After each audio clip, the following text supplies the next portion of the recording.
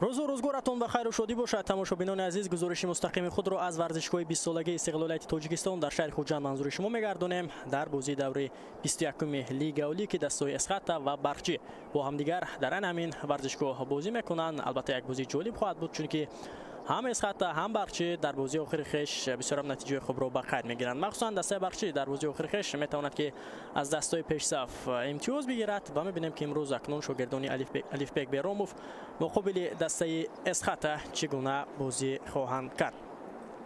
دسته اسخط نیز این موسم بسیار بازی خوب نشان داده است. اونها در تاریخ خود توانستند که بار اول به فینال جام تاجیکستان برآیند و اونجا از رگرتر از 25-0 به طور غیر چشمدار شکست خوردند. اما در لیگ اولی نیز دسته اسخط بازی بسیار خوب را نشان میدهد و میبینیم که اونها در زینه پنجم هستند پس از 20 بازی که انجام دادن. بانکداران اسخط با کسب 29 امتیاز در زینه پنجم موقع گرفتند. دسته برچی باشد در زینه هشتم است و 26 امتیاز دارد و در صورت دریافت 3 امتیاز در بازی امروز میتواند که موقع اسخط را نیز در جدول مسابقه بگیرد. بیاید اکنون بازیگران هر دو دسته را در ورزشگاه 20 سالگی استقلالیت تاجیکستان استقبال میگیریم. امروز دسته اسخط دسته میزبان با لباس سفید و دسته برچی دسته مهمان با لباس زرد میدانداری میکنند. سرود ملی جمهوری تاجیکستان را چون انانه پیش از بازی میشنویم و بعدا باز گزارش مستقیم خیش را ادامه میدیم. ما را همراهی کنید.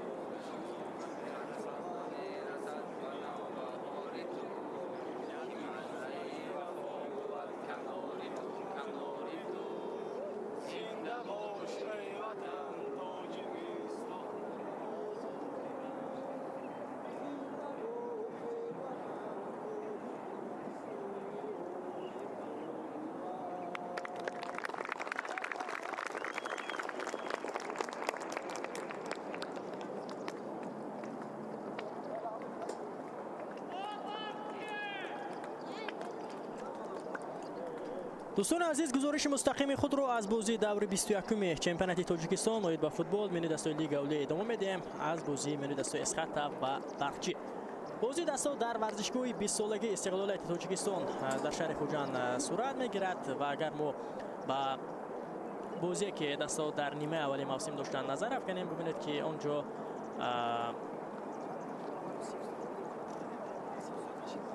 دسته برچی در میدان خانگی خود مقابل دسته اسخاتا بازی کرده بود و در همان بازی برچی و اسخاتا بازیشان با حساب 1-0 به سود دسته برچی خاتمه یافته بود. بازی دسته 21 مای در ورزشگاه مرکزی شهر حصار صورت گرفته بود. و مکنون میبینیم که امروز دسته اسخاتا در میدان خانگی خود در حضور مخلصان خیش خسته همان باخت را از برچی میگیرد و یا نه. البته همه این رو وقت نشان میدهد و ما شما نیز پس از 90 دقیقه بازی این را خلاصه گیری خواهیم کرد که اسخاتا یا برچی امروز کدام نتیجه را به قید میگیرند. هیئت دستا روی اکران‌های ما شما پیدا می شود. در ادامه البته مفصل‌تر راید هیئت دستا با شما خواهیم گفت. تغییرات نیز در هیئت دستا دیده می شوند. مثلا امروز در هیئت دسته برچی نوبسته از بازی با دسته سروشن می‌بینیم که فردریک اسانته حمله‌گر این تیم در ذخیره است و به جای دوبی رامین در دقیقه اول بازی را شروع کرده است و همچنین موسی قهاروف که در بازی با سروشن در دور گذشته در ذخیره بود، امروز نیز این بازیگر در دقیقه اول بازی را شروع می‌کند به جای آنانا. در هیئت اسخاتا تغییرات زیاد نیست. اون بازیگرانی که در دور گذشته مقابل دسته کلوب مرکزی ورزش ارتش بازی کرده بودند با همون هیئت به میدان میاد. همه چیز برای آغاز بازی آماده است. بازیگران دسته برچی بودند که از مرکز میدان بازی را شروع کنند. بختیار کامیلوف صدای شکش را بلند میکند و بازی نیز از مرکز میدان آغاز میگردد. بیاید تماشابینان عزیز اکنون به هیئت دستا متوجه میشیم و آغاز میکنیم از هیئت دسته اسخاتا. در دروازه رقم 12 عزت الله تورسونوف است. دیگر بازیگران در خط دفاع در کنار راست میدان رقم 29 سرداربک خورسندوف، در کنار چپ باشد رقم 4 بازی میکند عبدالرحمن اوزاخوف، در مرکز باشد رقم 2 کاپیتان دسته صاحب جان حکیموف و رقم 23 باشد دلشاد جان کریموف. در خط نیم حافظه هستند در کنار راست میدان رقم 18 دیوربک شوقیف، در کنار چپ باشد رقم 13 بکزاد سعیدوف، در مرکز باشد رقم 81 حاجی عبدالمنان و رقم 6 باشد عبدالصمد صمدوف. در خط حمله دسته اسخاتا بازی میکنند رقم 7 در کنار راست میدان سنجر خسیبویوف و در کنار چپ باشد رقم 11 بختیار ظریفوف. سرمربی دسته اسخاتا شهرت جان عمروف است. اکنون به هیئت دسته برچی نیز متوجه میشیم. در دروازه بازی میکند رقم 27 کوای گودسون، در خط دفاع هستند در کنار راست میدان رقم 55 شهریاری عنایت الله، در کنار چپ رقم 6 کمال محمد، در مرکز رقم 24 مهربان غفارزاده و رقم 44 باشد دلوار جمشیدزاده. در خط نیم حافظه هستند در کنار راست میدان رقم 9 مهران مدامینوف، در کنار چپ باشد رقم 31 مسرور قیومیدینوف، در مرکز رقم 14 موسی قهاروف و رقم 8 باشد جاویدان خوشوقتوف. در خط حمله دسته برچی بازی میکنند در کنار راست رقم 21 دوبی رامین و در کنار چپ باشد رقم 10 عزیزبک دلیف، کاپیتان دسته سرمربی دسته باشد الفبک بیراموف است. و داوران بازی امروزه نیز متوجه میشیم. داور اساسی بختیار کامیلوف است از شهر کولاب، در کنار با کمک میکنند سوربان احمدزاده از کولاب و اسلام جان خالقوف از دوشنبه. داور چهارم باشد قربان مراد شریفوف از حصار است. در بازی امروزه سیستم ور فعالیت نمیکند و شورش باشد من فریدون سفرزاده هستم.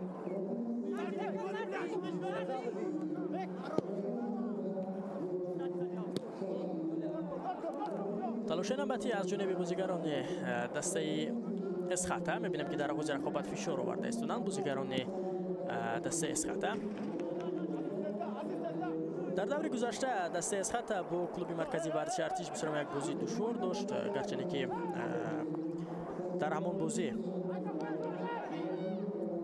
دسته اسخاتا مغلوب میشد. اولین اشتباه آنها گل زدند، بعدا سه توپ را از دروازه گرفتند، اما در لحظه آخر توانستند که در دقیقه مانده دو بار به وقت اساسی دو توپ دیگر را به دروازه کلوب مرکزی ورزش ارتش زنند و نتیجه مساوی 3-3 را به قید بگیرند. و دسته کلوب مرکزی ورزش ارتش زیر راهنمایی مربی نوی خود تویرجان مومینوف این بازی را مقابل اسخاتا دایر کرد و ما دیدیم که در آن بازی اسخاتا توانست که در سفر صاحب یک امتیاز هم گردد و بسیار هم خوب در همان دیدار و بازی برگشتند بانکداران اسخاتا. برچی باشد در دور گذشته تماشاگران عزیز با دسته سرافشان بازی کرده بود. بازی دسته در شهر دوشنبه صورت گرفت و بدون گل 0-0 خاتمه یافت. هر دو دسته نتوانستند که به دروازه یکدیگر گل زنند. از این پیش باشد برچی با روشن نتیجه مساوی را به قید گرفته بود 2-2. همچنین آنها بخش را شکست دادند. پیشرفت جدول مسابقه که برای بخش این اولین باخت در موسم امسال لیگ اولی و در عموم در دوم یک موسم آخر می باشد.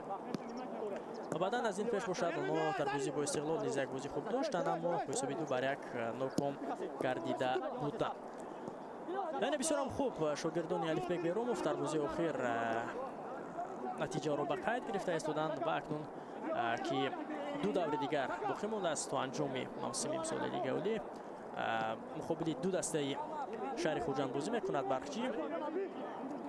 پس از بازی با اسخاتا اکنون آنها در دوشنبه خوجند را قبول میکنند و با همین موسم امسال برای دسته برخچی انجام میرسد و میبینیم که دسته تا جای در میانه جدول مسابقه نیز موسم را جنبست خواهد کرد.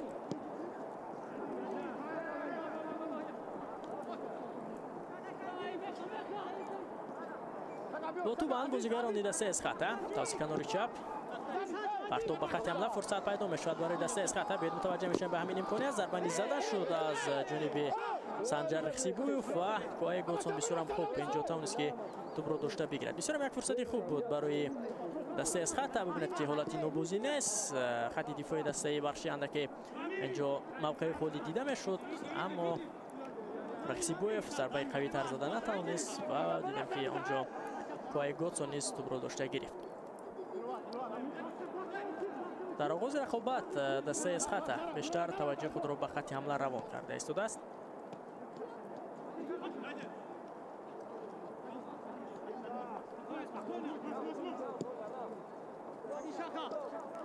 با تو به سولو شهریاری عنایت الله عزیزبک دلیف بسیار هم سرعتی بلند دارد. حملهگری دسته برخچی 6 گل نیز به ثمر رسانیده است در موسم امسال لیگ اولی. امکانیت پیدا میشود برای دسته برخچی و چگونه توپ به دروازه وارد نمیشود. دوبی رامین اینجا خود در حیرت میماند که در همین فرصت چگونه توپ را به دروازه عزت الله ترسونوف وارد کرده نتوانست. یک امکان خوب گلزنی بود برای دسته برخچی، اما میبینیم که آنها موفق نگردیدند. فردریک اسانته و عزیزبک دلیف دو حملهگری دسته برخچی در موسم امسال لیگ اولی هر دو 6 گلی به ثمر رسانیدند و از بازیگران سر محصول در هیئت دسته برخچی نیز در این موسم دانسته می شوند.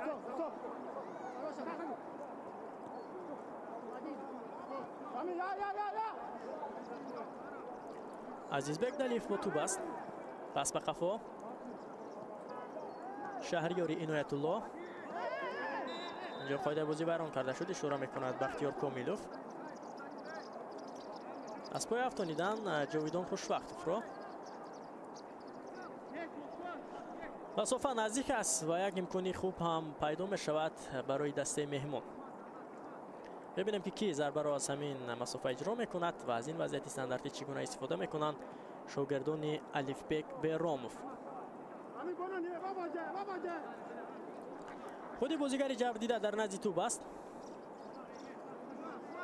جاویدان خوشوقتوف.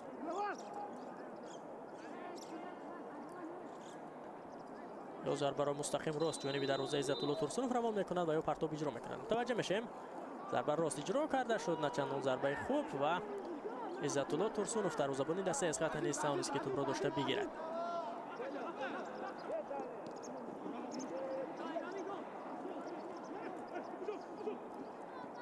موسی بسیار هم خوب جاویدان توپ را گرفتن از بازیگران برخچی دفاعگران اسخاتا، مخصوصا در همین فرصت دلشاد جان کریموف بسیار هم خوب بازی کرد.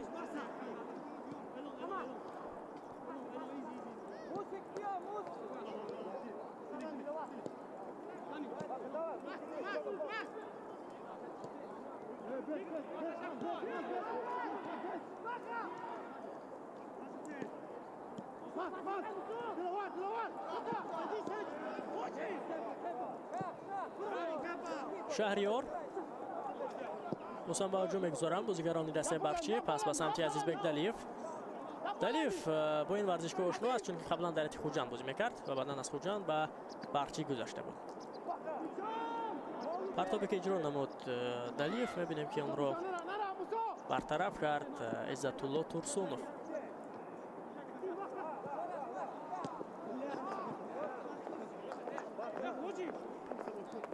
کویا گاتسون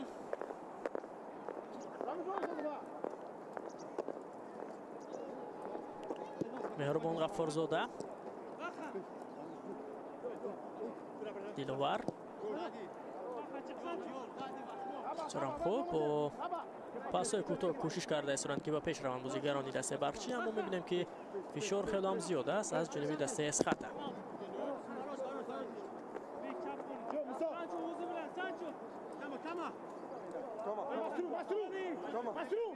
شهریار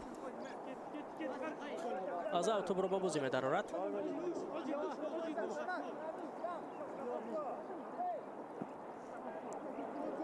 دیروز در بازی هیئت جوانان اسخطه و برچی که برگزار شد در مسابقه هیئت جوانان لیگ اولی، اونجا اسخطه با حساب 4-3 توانست که برچی را شکست بدهد.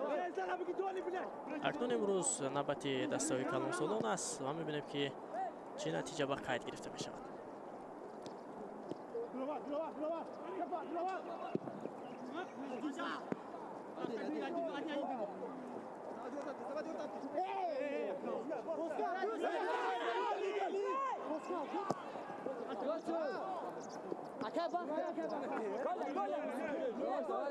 عموما اگر به بازی بین خودی اسخطه و برچی نظر کنیم، تماشاچیان عزیز قبلا دست سه بازی با یکدیگر داشتند. یک غلبه اسخطه دارد، یک مساوی و یک غلبه دسته برچی.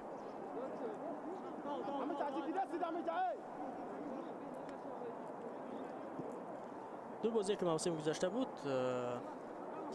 یکی مساوی یکی به فایده اسخطه انجام یافت و در موسم امسال باشد علیه برچی در یک بازی موفق گردید با حساب 1-0 در نیمه اول موسم اسخطه را ناکام کرد و اکنون می‌بینیم که در بازی چهارم دسته که امروز با یکدیگر انجام داده استادند، آماری بازی بین خودی چگونه خواهد. اگر یکی از دسته‌ها غلبه کند پس در امور غلبه ها هیچ سخت می‌شود و اگر مساوی باشد باز همه چیز یک خیلی ادامه خواهد یافت. 10 دقیقه بازی پس سر شد، هم اسخطه هم برچی تو همین لحظه داشتن فرصت خوبی گلزنی، مخصوصا از سایت برچی دوبی رامین موفق نگردید که توپ رو به دروازه عزتالله ترسونوف روان کند. از سایت اسخطه باشد سنجر رخسیبویف یک فرصتی خوب رو از دست داد، ضربه قوی اجرا کرده نتوانست و کویا گاتسون ضربه از مسافه نزدیک اجرا نموده رخسیبویف رو داشته گرفته بود.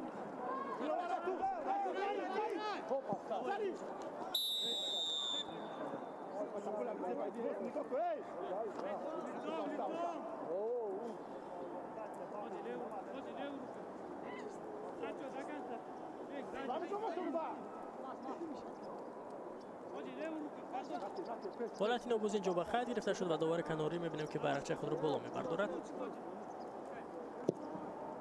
مهربان غفارزاده توپ رو به بازی در آورد.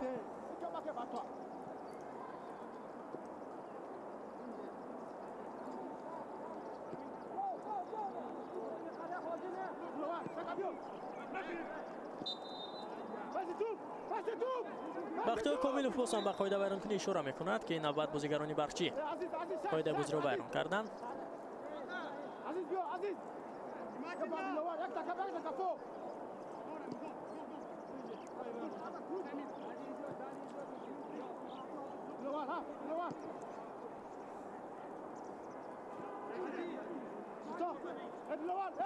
فشار آورده استرند بازیگران دسته برچی. بسیارم خوب، اینجا توپ را اکنون میگیرن از بازیگران اسخطه. قیامی دینوف بسیارم خوب، مهران مدامینوف جاویدان پس به سمت عزیزبک دلیف توسط کنار چپ هجومی دسته برچی را اندازی کرده می شود. شهریار مسرور از پای میافتد، مقابل رقصیبویف قاعده بازی را ویران کرد و بختیار کامیلوف نیز در این فرصت به قاعده ویران کنی اشاره میکند. باز هم یک وضعیت استانداردی دیگر برای دسته برچی پیدا می شود. دفعه پیش جاویدان خوشوقتوف ضربه را مستقیم جانبی دروازه اسخطه روان کرده بود.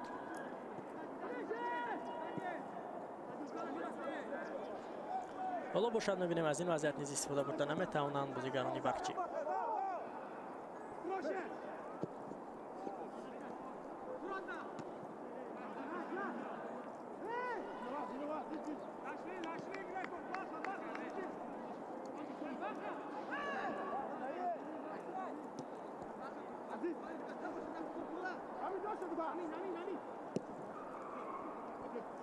تلاش‌ها از جانب بازیگران برچی بدون نتیجه است. باز هم توپ را میگیرند دفاعگران اسخطه.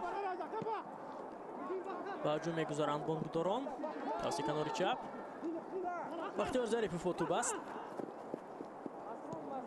یکی از بازیگران با استعداد در ایت اسخطه محسوب میشود بختیار ظریفوف. قبلا در ایت روشن کولا بود و باز میبینیم که بازگشتی او با اسخطه در آغاز موسم امسال دیده شد.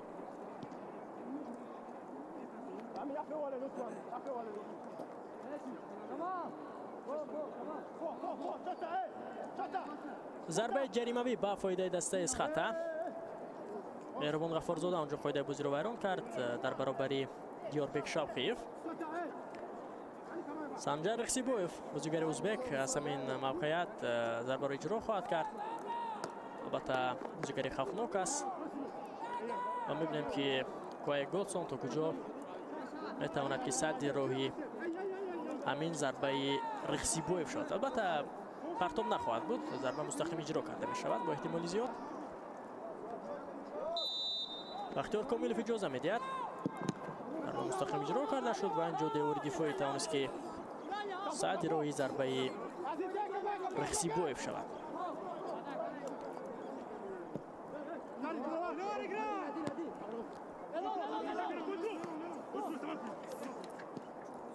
با هجوم میگذارند بازیگران دسته برچی. دوبیر امین از کنار راست آدمینوف و قفا پاس میدهد. مسرور شهریاری عنایت الله جاویدان با پاس کوتاه به پیش رفته ایستادند بازیگران دسته برچی. حالتی نوبازی نیست، پس از جانب عزیز بگدلیف و برطرف میکنند دفاعگران دسته اسخطه. سر همینجا در یک جایشی بلند خود خطرناک به زمین افتاد شهریاری عنایت الله. پسی بسیار هم خوب بود از جانب دلیف، اما توپ تا به دوبیر همین رفتن نرسید. اندک خود را بعد احساس کرده ایستاده است شهریار.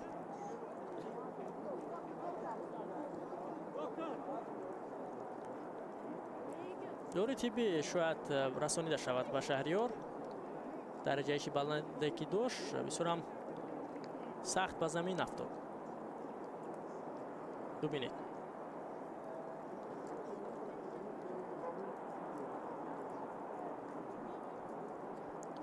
یوری تیبی رسانیده می شود به شهریاری عنایت الله.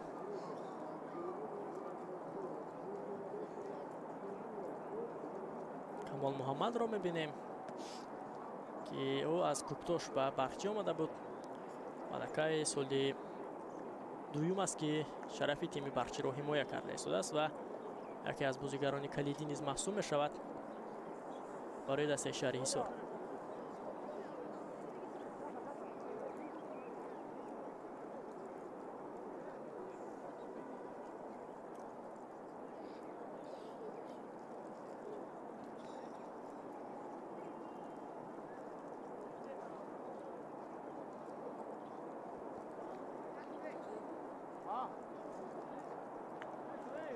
به نظر می رسد که بازی را ادامه دادن نمیتواند شهریاری عنایت الله و کاپیتان دسته عزیز بگدلیف نیز اشاره میکند که باید عوض کرده شود. شهریار تغییرات اجباری در ایت برچی خواهد بود و در خط دفاع کناری راست حالا میبینیم که کی به جای شهریار به میدان میآید.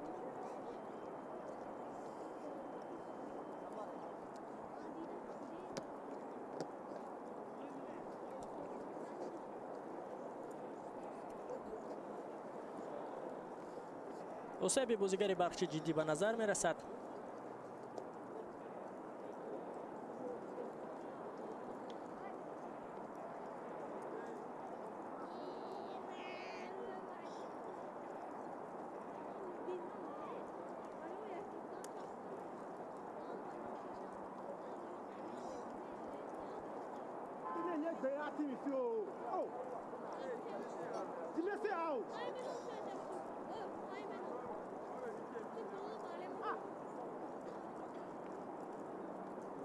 تا امروز می‌بینیم که بازیگری نو با شرطی که عوض کرده شود شهریاری عنایت‌الله از سمت برچی آمادگی نمیگیرد بهری به میدان آمدن.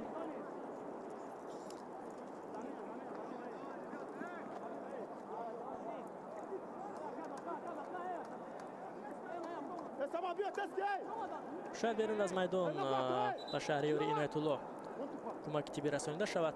مسرور خیام‌الدینov کارت زرد میگیرد از سمت دسته برچی. از چی سبب باشد نامعلوم است.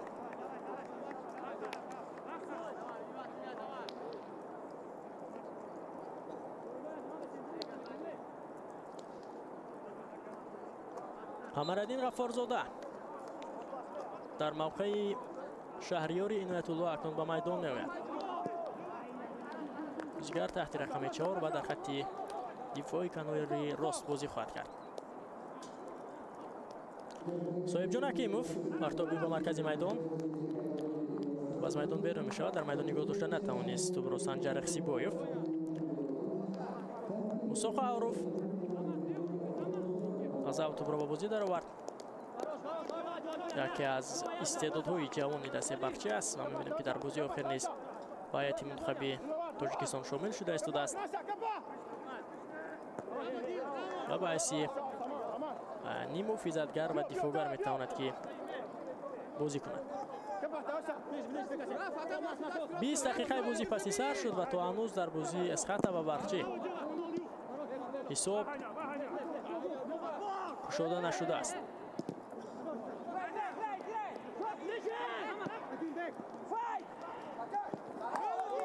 سرام خوب اینجا مهربان غفارزاده توپ را از خط دفاع دور کرد. دیگر برا فشار می‌آورند بازیگران اسخط. حکیموف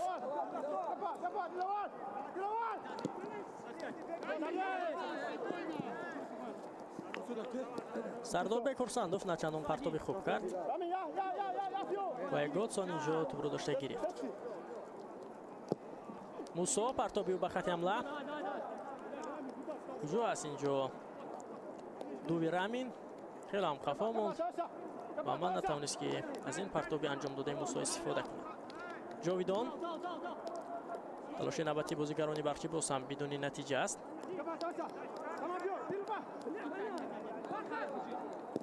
دیلوور بسیار به سمت مهران مدامینوف یک نفر را میگذارد. مهران ضربه مستقیم مهران و پالوتر از دروازه تو میدان رو ترک میکند. سرم خوب بازی کرد در همین فرصت مهران مدامینوف و ضربه را هم خوب اجرا کرد پس از گذارش از دفاعگری دسته اسخط. اما ببینیم که درست‌تر کنج دروازه اسخط را به نشان گرفتن نتوانست. صاحبجان حکیموف از دفاعگران پختکار و از دفاعگران صاحب تجربه در حیطه اسخط محسوب می‌شود که دام سال اخیر محض با دستبند کاپیتانی و در خط دفاع در حیطه اسخط بازی می‌کند.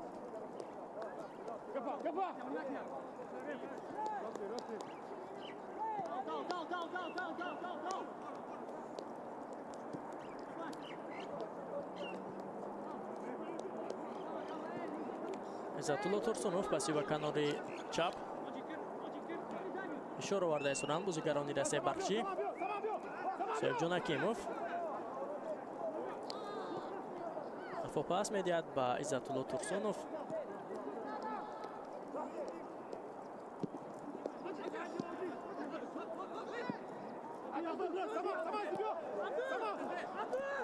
تلاش نوبتی از جانب بازیگران دسته اسخط بدون نتیجه است. موسی خواهروف بسیار هم خوب پاس میدهد به سمت عزیزبک دلیف. دلیف با سرعت بلند پیش حرکت میکند. دلیف اینجا اکنون عبدالصمد صمدوف قاعده بازی را در برابر دلیف ویران کرد و کارت زرد هم گرفت.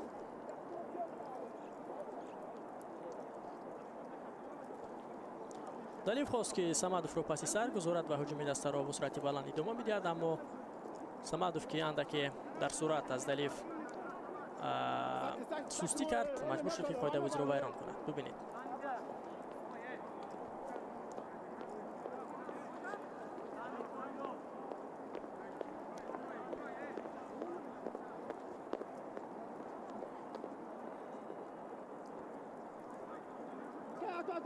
سه بر سه میشود شماره قاعده ویرانکنی و جاویدان خوشوقتov باز هم از ضربه جریمه‌ای توپ را به بازی خواهد درآورد.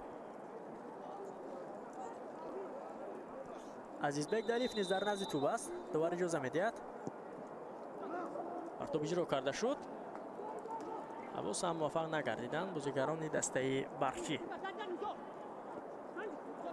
سه وضعیت استانداردی بود برای دسته شهری سور هر سه‌اش رو ثمر استفاده بردن نتوانستند. امکانیت پیدا می‌شود برای دسته اسخطه. توپ هنوز هم در دست بانکداران است. ضربه از همین مسافت اجرا کرده می‌شود از جانب سردار بکورسندوف و خیلی هم بلند.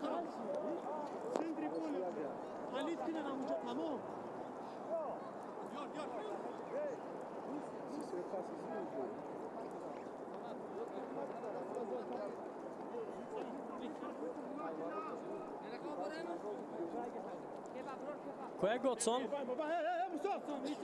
پنج سه میشد شماره ضربه جانبی دروازه یک دیگر در این امور برقچی پیشرفت است نسبت به دسته میزبان. رخسیگویف در برابر موسی خاوروف قرار دارد، میگذارد یک بار از دلیف و از خاوروف و اکنون توپ رسوی میشوند بازیگران دسته برقچی. دوبی رامین با سرعت بلند و پیش حرکت میکند. امکانیت است برای زرتپوش‌ها. دوبی وارد جریمه گام میشود. امکان ضربه زنی حلقه از دست رفت. اینجا پاس داده میشود و کناری مقابل و به همین ترتیب توپ باز از آن پسی که قمرالدین غفارزاده به سمت محمد کمال داشت، توپ به نزدیک اومده نرسید و این حالت نیز بدون نتیجه خرج می‌شود. با هجوم می‌گذارند بازیگران از خط توسط کنار چپ میدان. بسیار سرعت بلند دارد بازیگر این تیم. ضربه از همین مسافت اجرا کرده شد و کوای گوتسون میتواند که توپ رو داشته بگیرد.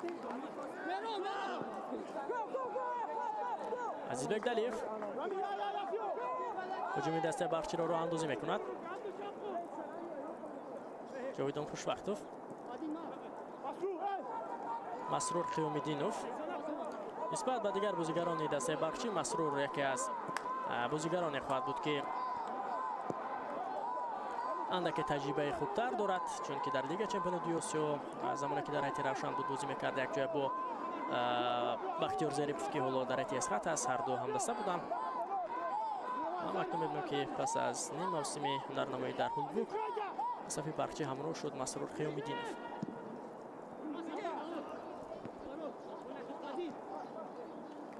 دلیف و در بازی مقابلی او ویران کرده شد از جانب عبدالصمد صمدوف.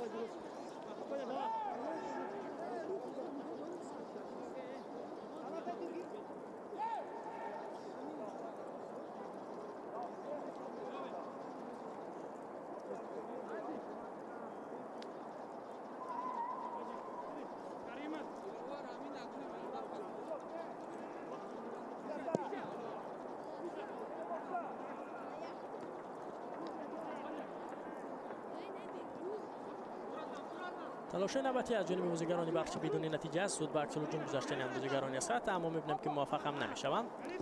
و سمت رسوی می‌شوند در کنار راست بازیگران برقچی. قمرالدین غفارزاده به قفا پاس می‌دهد. کوای گوتسون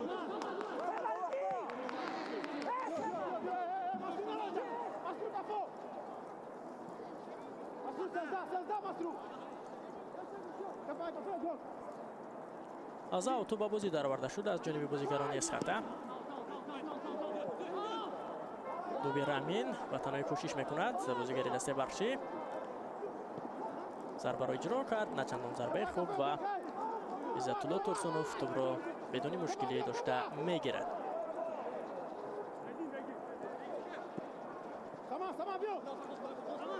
صمدوف پاس میدهد به سمت رخسیبوف اما اندکم دیگر رو درست درک نکردن. رخسیبوف و ظریفوف اینجا موقع خود رو عوض کردن، یکی به کناری راست دیگری به کناری چپ گذاشتن.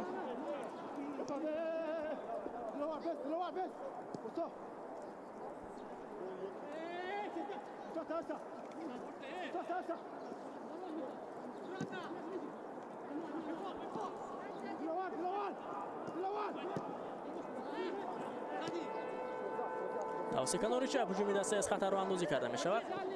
پس به سمت سنجر رخسیبوف فرصت هست برای دسته از خطر. دوباره صدای شکش رو بلند کرد و اینجا به نظر می رسد که ولایت نوگوزی بوده است. نظر به پنالتی.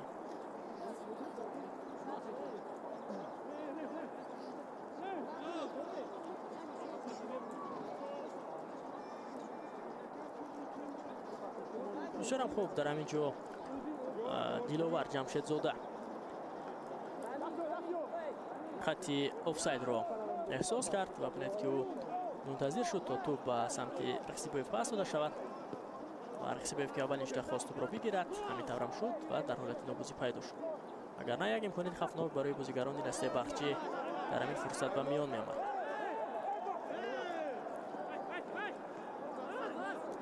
موسا از او توپ را به بازی می درآورد. مسرور پرتاب اجرا کرده می شود از سمت مهران مدامینوف، اما درست‌تر ارسال به سمت او نبود. 54 بر 46 است. فایزی دوره کنی توپ در این امور برتری به جانب دسته میزبان اسخط است.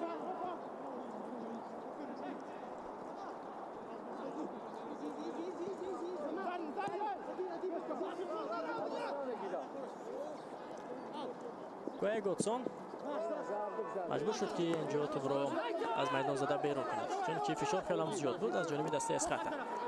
دفاعگران نیز در کمک او نبودند. ظریفوف و اکنون اینجا میبینیم که محمد کمال توپ را زده از میدان بیرون میکند.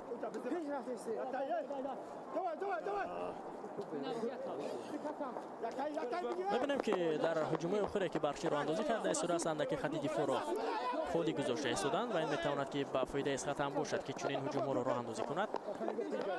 و در دو هجومی که بود دیدیم که گوتسون مجبور شد که توپ را زده از میدان بیرون کند و در نوبت دیگر کمال محمد نیز چنین کرد.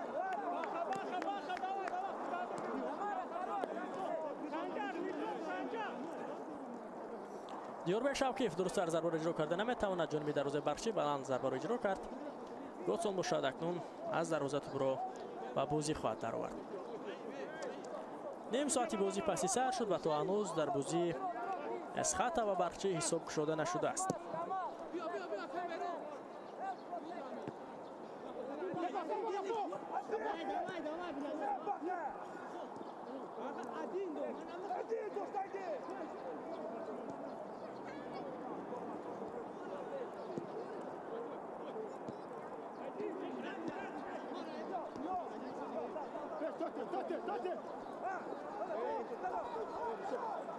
ظریفوف اینجا قاعده بازی را ویران میکند. بهری دریافتی توپ در مبارزه با موسی قهار. جاویدان پرتابی درازی به سمت مهران مدامینوف، اینجا امید اشاره میکند که مدامینوف قاعده بازی را ویران کرده است. شماره قاعده ویران کنی اکنون بیشتر به قید گرفته شده ایستاده است در دقیقه اخیر از جانب هم اسخط هم برچی.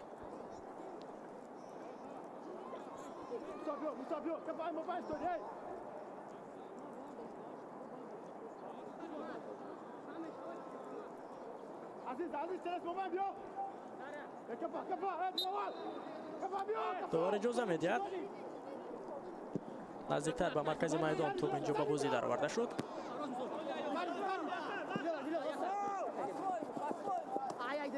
بسیار خوب توپ را صاحب شد بازیگر دسته اسخط بختیار ظریفوف و بعدا دیدیم که موفق نشد که هجوم دسته را تا به آخر را اندازی کند. دیلوار جمشید زاده توپ را زده از میدان دور کرد و در نزدیک پای ظریفوف گرفت. در روی کنجی هم نیست، بسیار خوب در همین موقعیت بازی کرده است دیلوار جمشید زاده دفاعگر مرکزی دسته برچی.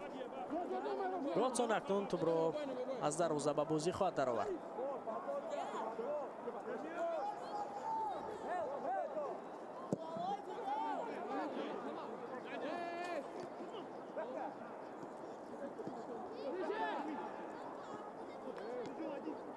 هجوم دسته بخشی عزیزبک دلیف در داخل جریمه‌گاه است. حرکت دو نفر صدر روی او میشوند و ضربه کنجی نیز کار میکنند اکنون بازیگران دسته بخشی.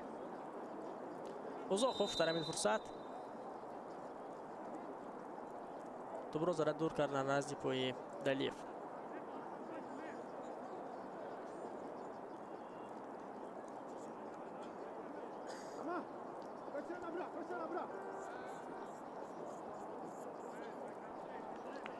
حالا اینجا بختیار کامیلوف و بازیگران بخشی چیزی را میفهماند که آرام باشند.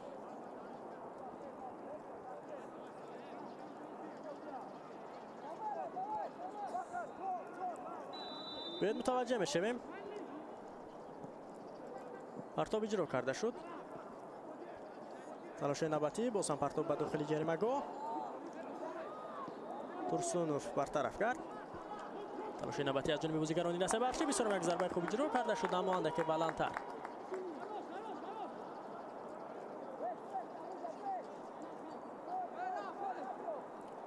صاحب جان حکیموف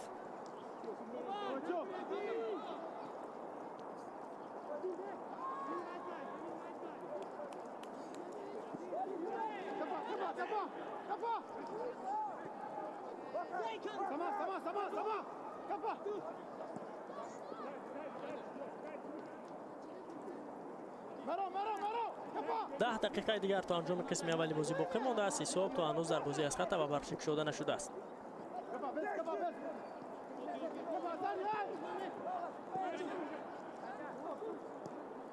سیبویف قفا پاس میدهد به حکیموف. فشار بیشتر شده است از جانب دسته بخشی و اینجا قاعده ورزون کنی باز هم به قید گرفته میشه.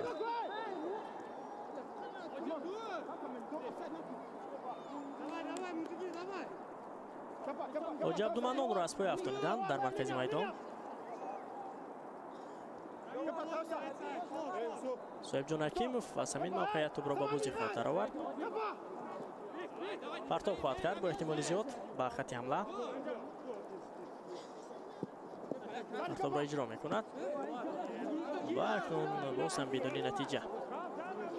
گادسون توپ را داشته گرفت.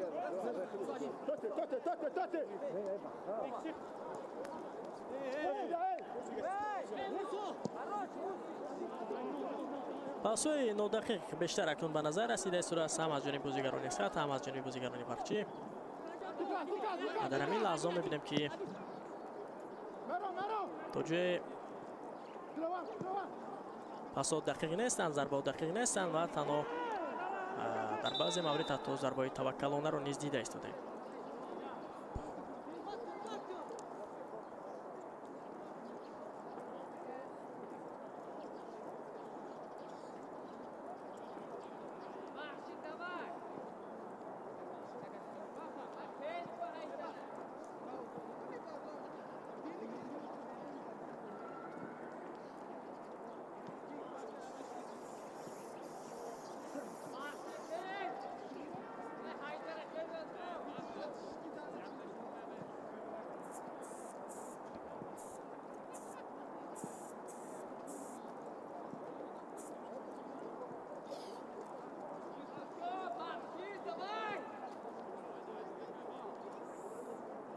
یوری تیوی تو هنوز رسانیده شده است به حاجی عبدالمنان که اندک پیش قاعده بازی مقابلش در مرکز میدان ویران شده بود.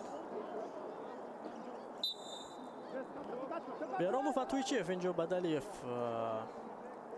در این فرصت کوتاه چی مشورتی کردن.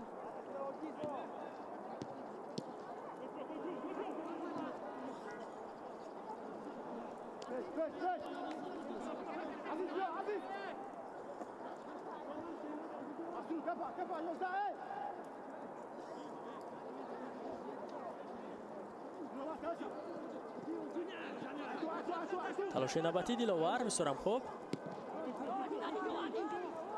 جاویدان میتوانند که هجومی دسته بخشی اینجا را اندازی کرده شود اما درستتر توپ به سمت دوبی رامین اومده نرسید.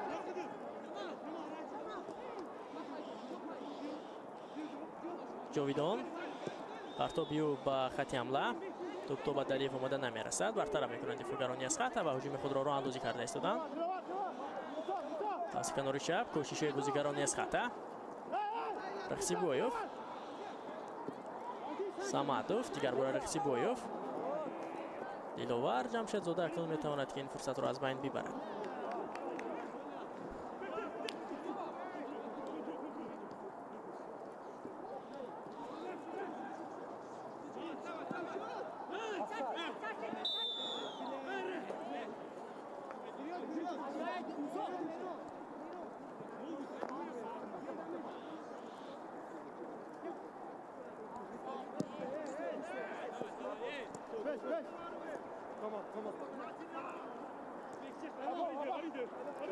کمال محمد پرتاب به سمت دوبیر امین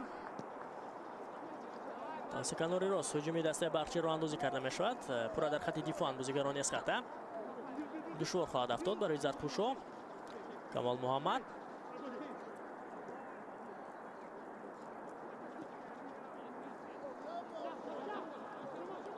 پرتاب اجرا کرده شد و میبینیم که پرتاب ضربه ماننداک بود و اون رو داشته میگیرد عزت‌الله ترسونوف به یگان مشکلی. 5 دقیقه دیگر تا انجام قسم اولی بازی باقی مونده است ولی تو هنوز نه از خطا نه برچی یک فرصت خوبی گلزنی که داشتن اونها رو هم استفاده برده نتونستن حساب رو هم نکشودن و تا این لحظه یک بازی و قبل دلگیر کننده رو هم به نمایش گذاشته هستند.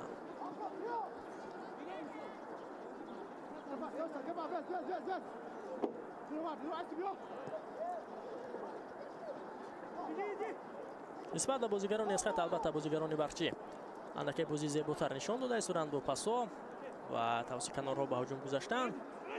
از خط باشد پورا در خط دفاع است و اون هجومی که اونها رو اندازی هم میکنن توسط اکثر هجوم است که ببینیم که بدون نتیجه است. هم ظریف و هم رخسیبویف در خط عملیات تو هنوز موفق نمیشوند. موسی خاروف بسیار هم خوب از چند نفر گذشت. موسی امکان ضربه زنی رو پیدا میکند ضربه رو اجرا کرد و میبینیم که برطرف کرد اینجا دفاعگری از خط سردار بک فرسندوف. پایداور امکانی نیست. کمال محمد درستر به مدامینوف پاس داده نمیتواند.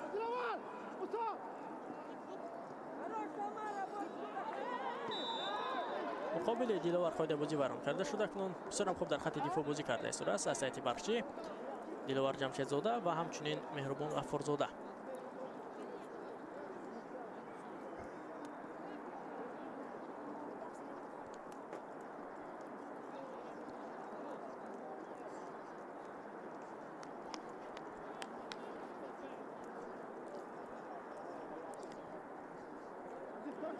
وضعیت استانداردی برای بازیگران دسته برچی به متوجه میشیم که از این امکانات چگونه استفاده میکنند بازیگران شهر حصار. کاپیتان دسته عزیزبک دلیف در نزدیک توپ است. دوباره اجازه میدهد پرتاب اجرا کرده شد و بدون نتیجه بازم.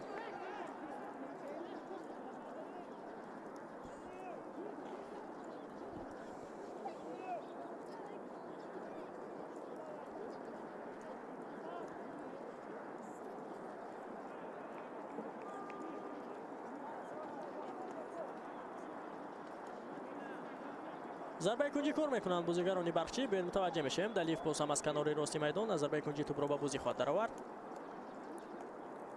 2-0 است شماره ضربه کنجی. نسبت تو هنوز ضربه کنجی در بازی امروز کار نکرده است. نه چندان پرتاب خوب از جانب دلیف گرچه که دوبیرم این تلاش کرد بهری دریافتی توپ اما موفق هم نشد.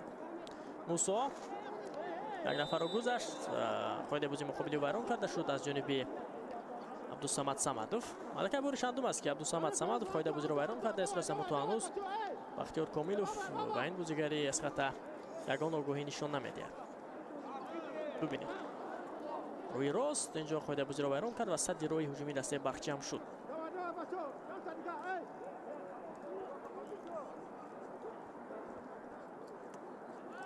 جاویدان این نوبت اکنون از ضربه جریمه‌ای توپ رو به بازی خواهد درآورد. اکثر بازیگران برچی در داخل جریمه‌گاه از خط هستند. به نظر میرسد که پرتاب اکنون اجرا کرده میشود. البته در این مسافه از ضربه راست اجرا کردن کاری آسان هم نخواهد بود و میبینیم که چنین میکند جاویدان. البته در چنین مسافات تنها رونالدو میتواند که با ضربه تیرواری خود توپ را تسلیم دروازه رقیب کند. اکنون شما ضربه جاویدان رو می‌بینید که چگونه بود.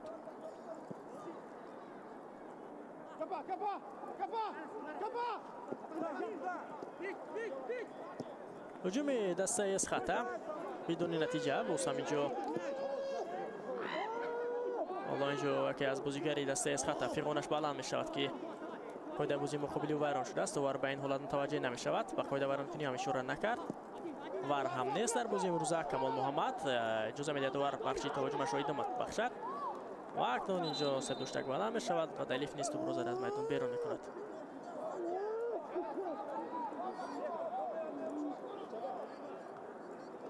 گوتسون اینجا با بازیگری دسته اسخطه کمک می رساند. اینجا یوری تیبی باید رسانیده شود. با اختیار کامل اشاره می کند با بازیگری دسته اسخطه. عبدالصمد صمدوف بود و از پایش رو سیب گرفته است. چند ثانیه دیگر باقی مونده است و انجام قسم اولی بازی و متوجه میشم که چند دقیقه به قسم اول نظام کرده می شود.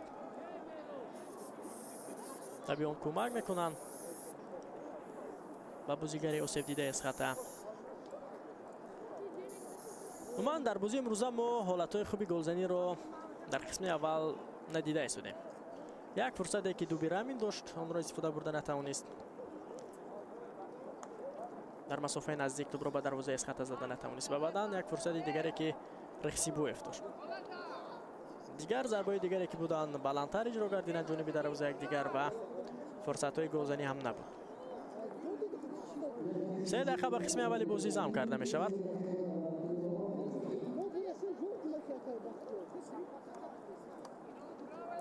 خوب است بازی را ادامه داده می تواند صمدوف.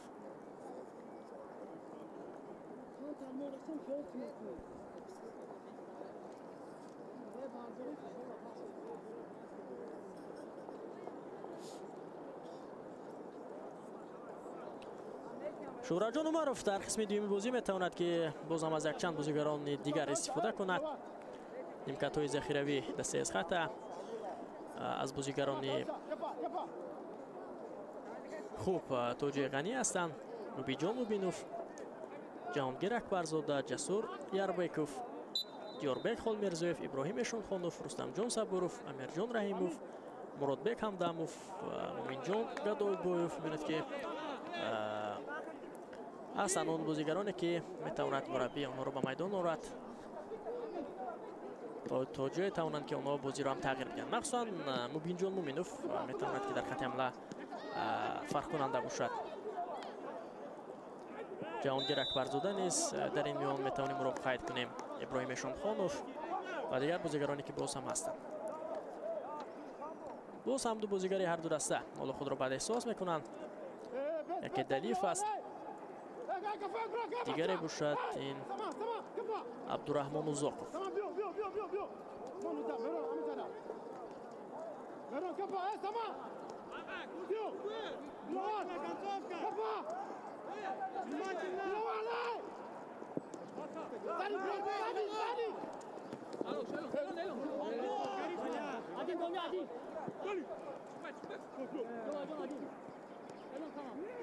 هجومی دسته بخشی را اندازی کرده می شود. کمال بسیار خوب یک نفر رو گذشت. پس به سمت عزیزبک دلیف. دوباره همین در داخل جریمه گل که موقع خود را پیدا می کند و موفق نشد که پس بدهد دلیف. و هجوم میگذارند بازیگران اسخطه. پس به کنار چپ توپ در میدان نگاه داشته نمی شود از جانب حاجی عبدالمنان و به می ترتیب از او توپ را به بازی خواهند در آورد بازیگرانی بخشی. پرتابنده که سرعتش بلندتر بود.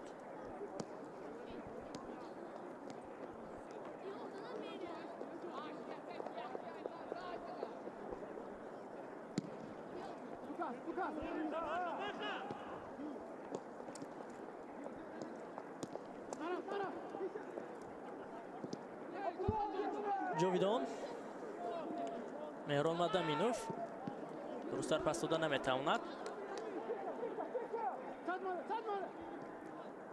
دوباره همین جا در کنار میدان توپ را سوی می شود. حملهگری دسته بخشی اوت نیست کار میکنند. زرد پوشا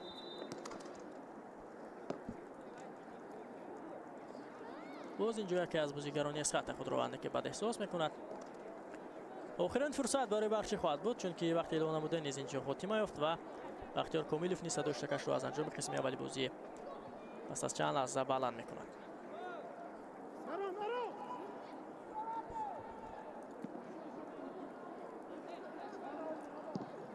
نه چندان پرتابی خوب و به می ترتیب بختیار کامیلوف صدای شکش رو از انجام قسم اولی بازی دور 21 لیگ اولی میانی دستای از خط و بخش بلند کرد.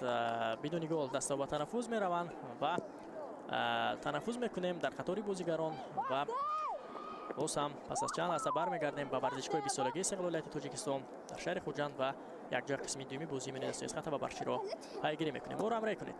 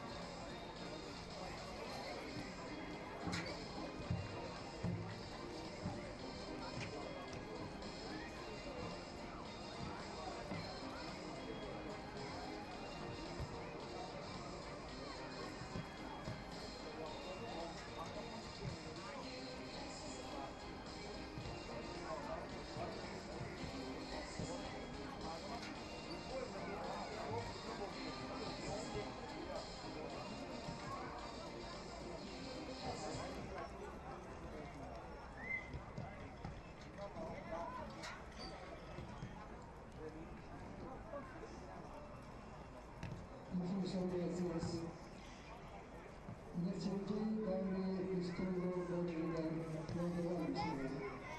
Tansher Xo'jand Do'bardum, Xo'jand Bash Silverdum, Klubi markaziy barcha artist Esrata Seversi, Barqchi Istaravshan Se 0 İstiklal Ravşan Şaşmarko. Bazı bari dastan mahsulat varega ve vakti diğer mahkum kuzakşta şugas. Mahkum dastaha vadi davri üstün der jadvali çevreler çürügas. Darcın yakın Vahş Çirhov, Darcın Mor Dumur İstiklal Sihartov, Darcın Seyyum Klubi Markazi Vakti Artuş Sivsehov, Darcın Çarım Ravşan Sivsehov, Darcın Pancam Esrata Isibehov, Darcın Şaşım Xo'jand İstihartov, Darcın Hafton Regar Dadas İstihartov, Darcın Hafton Barqchi İstishashov, Darcın Yo'qon Hosilov Istkov, Darcın Dahon Istaravshan Ajdahov, Darcın Yozdahon Pulgum Yozdahov ve Darcın Yozdahon Dasti Kaysher Joyuz Dasti Hamaki Hafton Dadas Ordas. Dünya davletiş az oxirin çekereti milli mamlakat so'randimiz va darhol boisi bari dasturi Xo'jand Zafovi markaziy barcha artish va guzorgashda natija 0-0 oxirasi. Imroz hamchinin dohiri bari dasturi Ravshan Bash hosillar Fulgur barpo etilgan. Dohiri bari dasturi Istaravshan Istiqlol Regar Dadas Panjshir va vaqti diğer mahkum kuzakşta şugas. Muhlishan aziz, davri oxiri davri bizi dunyoning chempionati milliy mamlakat Rossiya 20 noyabr barguzor etildi. Andros Dastahoyev Klubi markaziy barcha artish Regar Dadas, Tansher Hosilov, Istiqlol Esrata, Barqchi Xo'jand Bash Istaravshan, Fulgur Ravshan Boham Bobxo'ran.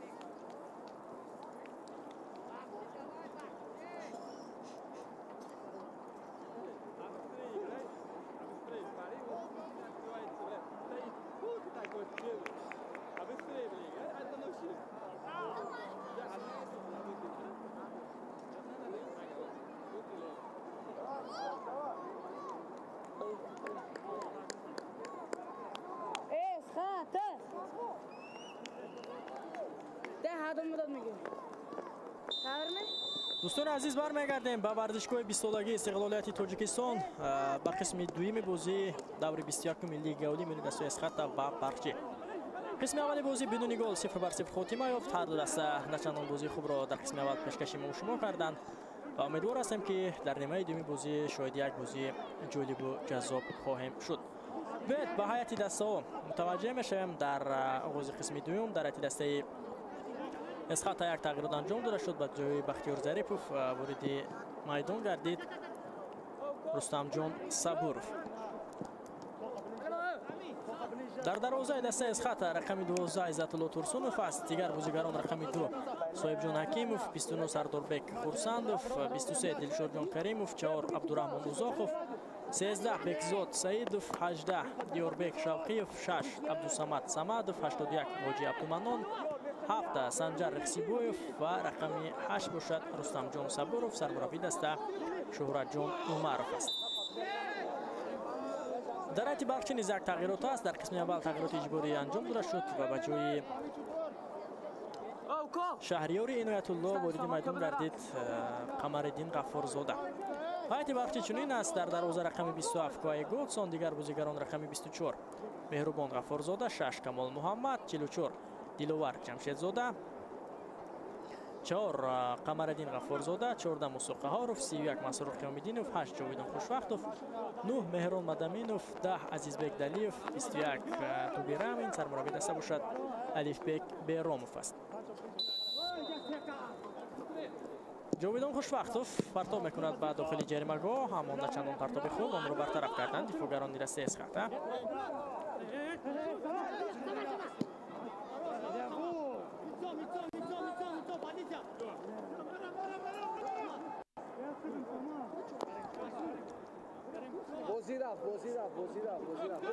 اگر با امور قسم اولی بازی نظر افکنیم تماشاگران عزیز ببینید در اداره کنی توپ هر دو دسته برابر بودند 50-50.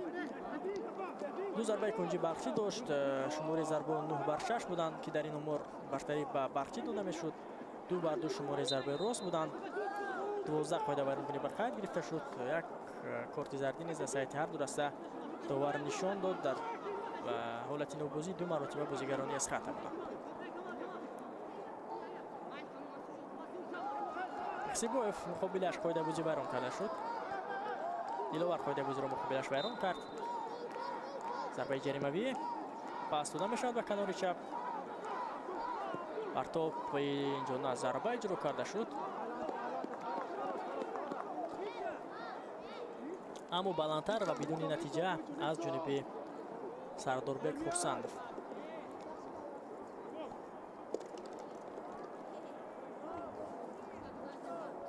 کوی گودسون و مهربان غفارزاده در نزد دروازه توپ را به بازی خواهند درآورد.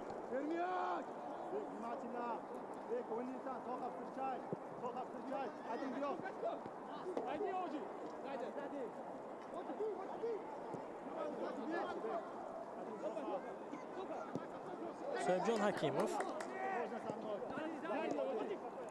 تلاش نوبتی از جانب بازیگران دسته اسخط بسیار خوب توسط کنار چپ هجوم دسته را اندازی کرده می شود.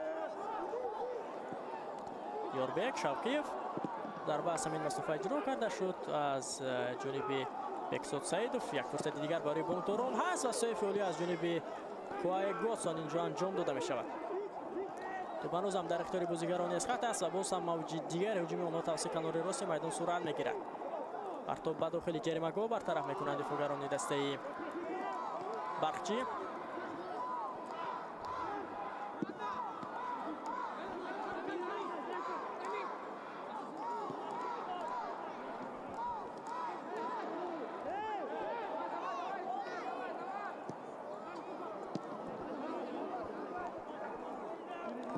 کمال محمد پس یو با سمت مهران مدامینوف. مهران اینجا نقشید توپ را از دست داد. هجوم دسته اسخط باشد توسط کنار شب اکنون راه اندازی کرده می شود.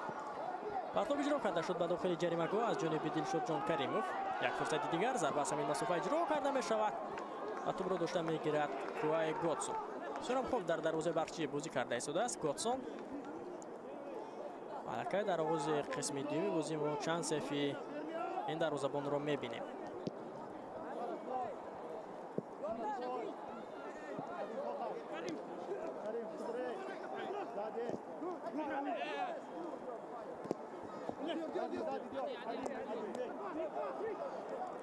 تماشای نوبتی از جانب بازیگران اسخط پرتاب با خط حمله مرکز موفق نمی‌شود که توپ را صاحب شود رستم جان صبوروف.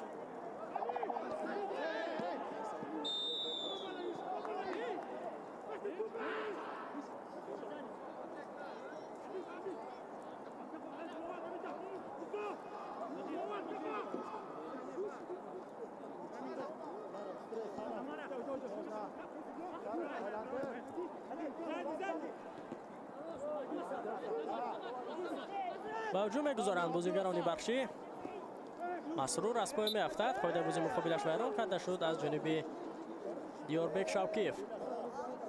قاعده ویران کنی خیلی هم زیاد است. در قسم اول 12 قاعده ویران کنی به خط گرفته شد و حالا ببینید که باز هم در آغاز قسم دوم ما قاعده ویران کنی ها را در اجرای هم بازیگران اسخط هم بازیگران بخشی می‌بینیم.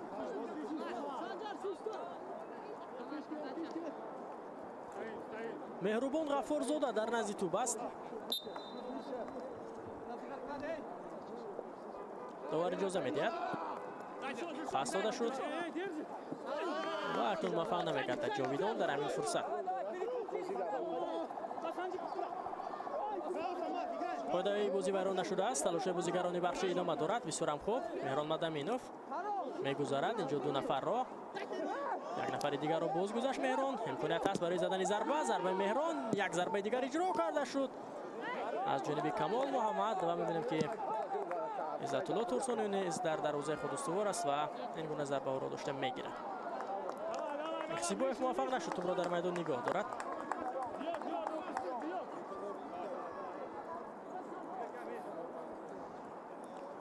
قمرالدین غفورزاده از اوت برو بازی می‌دارد.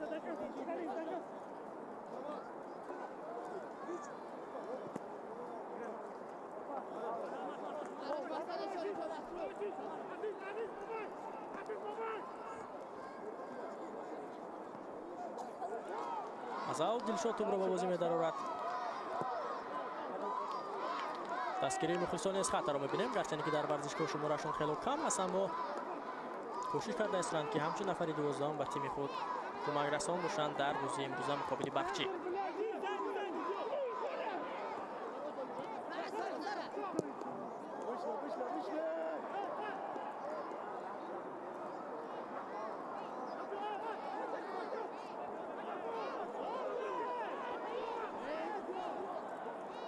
حاجی عبدالمنان و دیاربک شوکیف اینجا توپ را به زمین پرتافتند. از اوت توپ را به بازی ندرآوردند چون که می‌بینیم مهربان غفورزاده در این فرصت اندکی خود را بد احساس کرد و حالا خوب است. بازی را ادامه داده می‌تواند دفاعگری دسته بخچی. دلشاد حاجی عبدالمنان مسرور توپ را به خوبی بازیگران دسته اسخط است. همین موقعیت ضربه اجرا کرده شد اما سمت ضربه نادقیق است.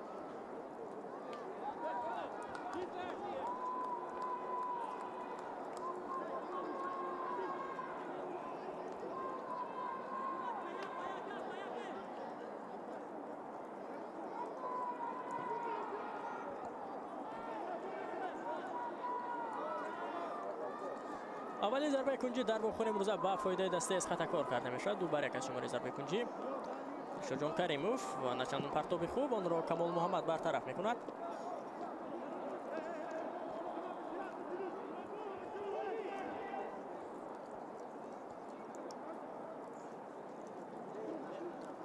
این نوبت از کناری راست از اوت برو به بازی می‌دارد عبدالرحمن اوزاقوف. فشار ادامه دارد از جانب بازیگران دسته میزبان. دیاربک شوکیف پاسی به دلشاد جان کریموف. توپ را از دست داد دلشاد جان. توپ دیگر بار در اختیار بازیگران اسخط می‌شود.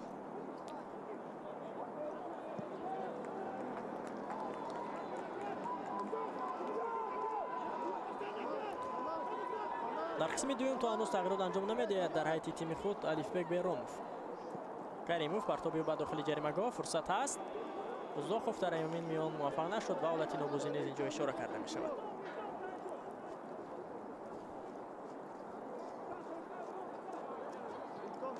گوتسون پس میدهد به غفورزاده.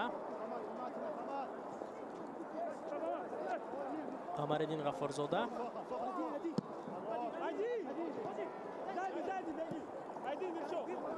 یکی از استعدادهای جوانی که در ایت برچی البته از روشن کلوب بیجیر آمد در تابستان امسال این محمد جان میرحمدوف است که در ایت منتخبی تا 16 ساله تاجیکستان بازی میکند. سرم در کنارا خوب همین بازیگر میدانداری میکند. میتواند که از همین بازیگر کار بگیرد. در لحظه اخیر الفبек براموف بازیگری چوست و چالاک است و با بازی خود بیلال باباєв را به یاد ما و شما میبرد. حملهگری دسته برچی که در بازی منتخب المپیک کشور آسیب گرفت و تا هنوز ما دیگر او را به میدان برگشتنش را ندیدیم. گرچه که خوب شده بود برچی نیز این بازیگر را از حیثش جواب نداد. شرطنامه تمدید کرده شد. در یک چند مشق‌های دسته جمعی دسته برچی اشتراک کرده بود اما بعدا ناپدید شد بیلال باباєв. شاید تا هنوز خوب نشده است و اکنون باز در موسم نو تواند که به برچی کمک کند. بسیار یک حملهگری جوان با استعداد و با مهارت نیز بود.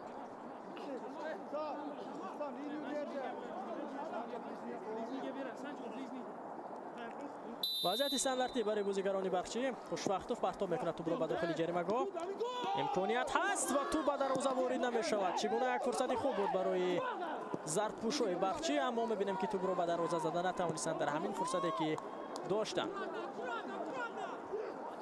مساق عارف گل دیگر بار پیدا میشود برای بازیگران برچی. ولاتینو بازی نیست در داخل جریمه‌گاه است. اینجا جاویدان خوشوقتوف اما موفق نگردید. دوبیر همین اولین شده به توپ رسید در همین وضعیت اما میبینیم که عزت‌الله ترسنوف با دستان خود توپ را برگردانید و اجازه نداد که توپ به دروازه وارد شود.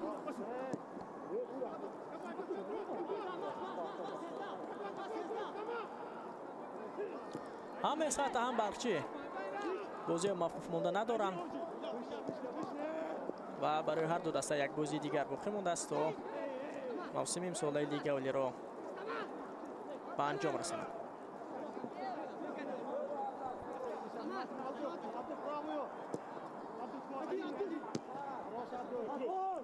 دسته پرواز از نوحه باباجان غفوروف قهرمان لیگ یکم گردید و این دسته موسم آینده در لیگ اولی اشتراک میکند. و حالا ما تو هنوز اسمی اون دسته که این موسم از لیگ اولی به لیگ یکم میرود معلوم نکردیم. گلبوگ یا پنچر و یا اسمی اون دسته که در بازی گزارشی اشتراک میکند از لیگ یکم با احتمال زیاد سردار خواهد بود و میبینیم که چی گونه بازی ها در پیش ما و شما را انتظار هستند و بازی گزارشی نیز بازی خوب میشود و کدام دسته ترک لیگ اولی میکند و کدام دسته باز در لیگ اولی باقی میماند. اسقاط بر برچی از این خطر دور هستند. موقع دسته ها البته خوبتر است و تنها گلبوگ و پنچر در چندان وضعیت خوب دارند. در این میان استرافشن نیز شاید این دسته را همراهی کنند.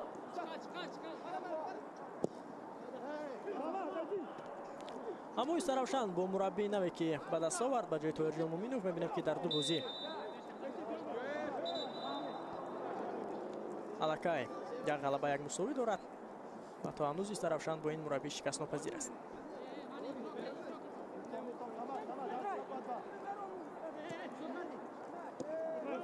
نیم ساعت دیگر تا انجام بازی من دسته اسقاط و برچی باقی مانده است.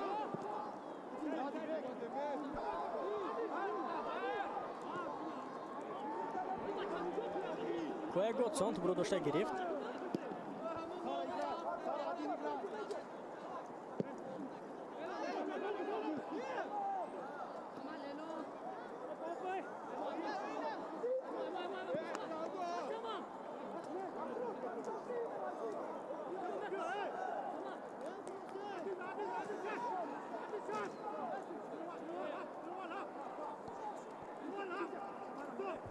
شجاع کریموف از توپ را به بازیتر آورد.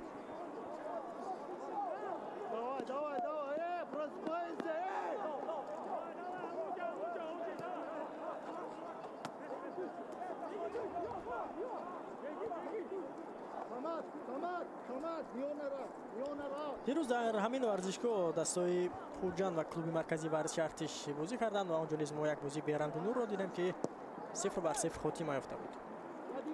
حالا باشد اسقاط و برچی چنین کار را تکرار کرده اصلا به شرطی که در نیم ساعت باقی مانده حساب تغییر نیابد.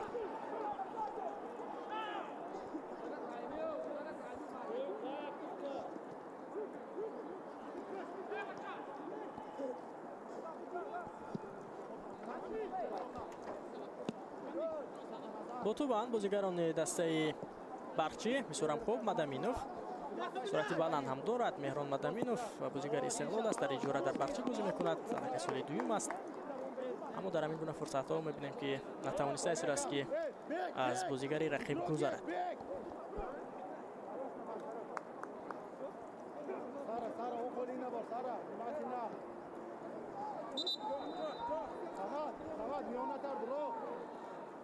در دور 21 دیروز یک بازی برگزار شد. خوجند کلوب مرکزی ورزش ارتش که در همین ورزشگاه بدون گل 0-0 خاتمه یافت. حالا باشد امروز حاصلات با هلبوگ بازی میکند. روشن آوخش بازی مرکزی دور است. همچنین بازی اسقاط و برچی نیز جریان دارد. هر سه بازی در یک وقت و ساعت هم هست. نافهمی میان بازیگران سر میزند. حاجی عبدالمنان اینجا بسیار هم دغلان عقاید بازی مقابلش ویران کرده شد. شوکیف و مدامینوف اینجا هستند که با یکدیگر در میافتند و در اون طرف نیز درگیری بازیگران رو میبینیم. بیاین متوجه بشیم در همین فرصت.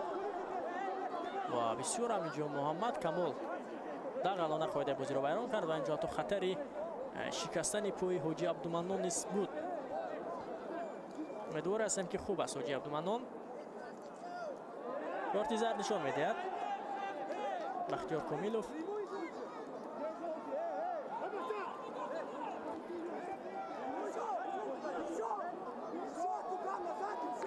اما طلبگار کارت سرخ هستند بازیگران دسته اسقاط.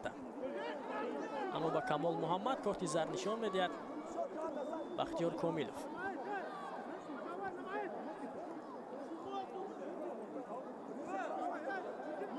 کارت سرخ میتواند که به فایده برچی نباشد و کارت زرد توجیه میتواند که باز هم برابری رو در حساب بازیگران در میدان اینجا تامین کند. البته سیستم بر نیست که این حالت رو دوباره تکرارا تماشا کند و بعدا بیاید و کارت زرد رو به کارت سرخ تبدیل بدهد یا یگان قرار دیگر برآورد. چنین البته نخواهد شد و به همین ترتیب بازی ادامه می‌یابد.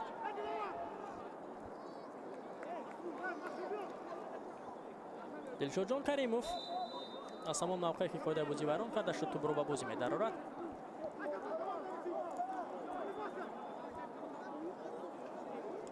ده بر 9 است شماره قاعده ویران کنی در بازی امروزه. 19 قاعده ویران کنی اسقاط بیشتر نسبت به برچی قاعده بازی رو در میدان ویران کرده است. باز هم یک قاعده ویران کنی دیگر. این الکی 20مین قاعده ویران کنی در بازی امروز است. این بعد مقابل دلیف قاعده بازی رو ویران کرد رستم جان صبوروف.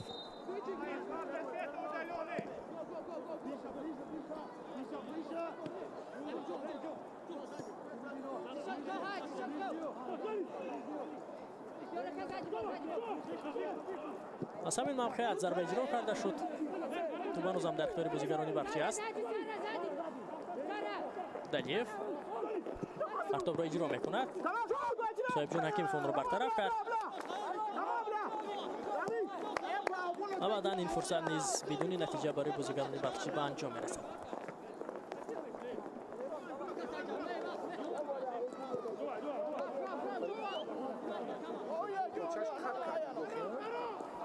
با تو بند بازیگران دسته اسقاط فشار بیشتر می شود از جانب برچی و آنها کوشش میکنند که اکنون از فشار رقیب و پاسهای کوتاه برآیند و حمله خود را راه اندازی کنند.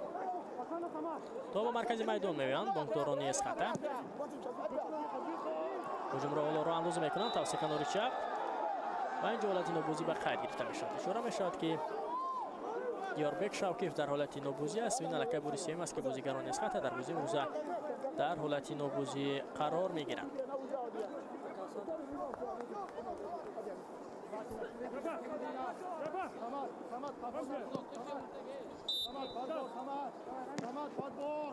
چهار از شماره حالت نوبوزی در بازی روزه.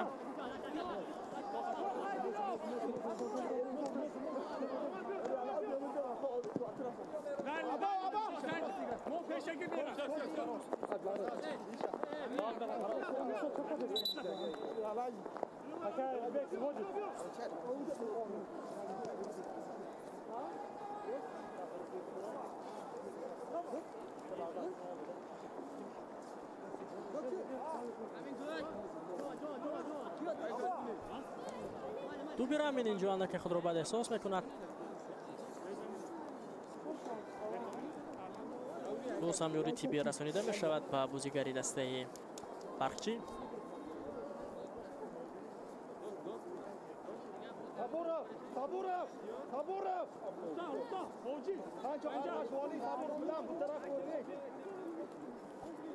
عزت‌الله ترسونوف اشاره میکند که صبوروف به کدام سمت رود. بازیگری که از ذخیره به میدان اومد تا او تواند که توپ را به سمتی او پرتاب نماید.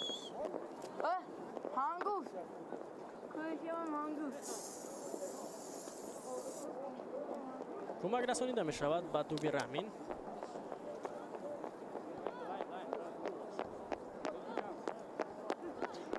تا هنوز تغییرات انجام نمیدهد در قسم دومی بازی در تیم خود. علیپک بیرام یک تغییرات اجباری که بود تمام. توجه شهریار عنایت الله میتوانست که باید دفاعگری هجومکار خوب باشد در میدان کمک کند به برقچی، اما سیو گرفت و ترک میدان کرد و قمرالدین غفارزاده که به جای در همین موقع به میدان اومد. می‌بینیم که او باعث دفاعگری هجومکار کار نمیکند، یعنی در خط دفاع بیشتر می‌نشیند.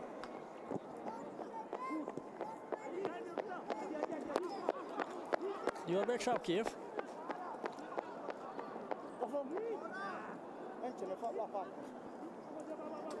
گوتسون توپ را داشته میگیرد.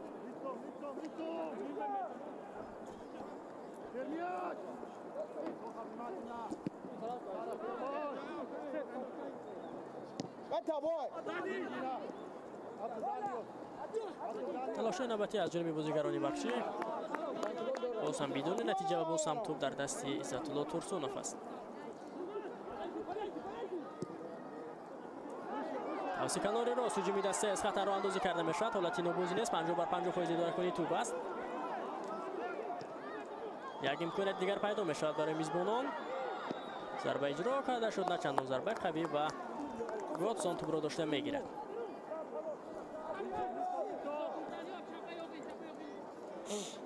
مادامینوف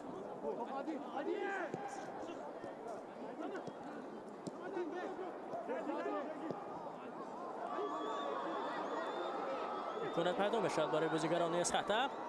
ضربه اجرا کرده می شود و گل. حساب 1-0. سنجر رخسیبویوف از پرتاب دیاربک شوکیف اینجا بسیار خوب استفاده می کند و توپ را به دروازه دسته برقچی می زند. میزبانان در حساب پیش می برند در دقیقه 69 بازی.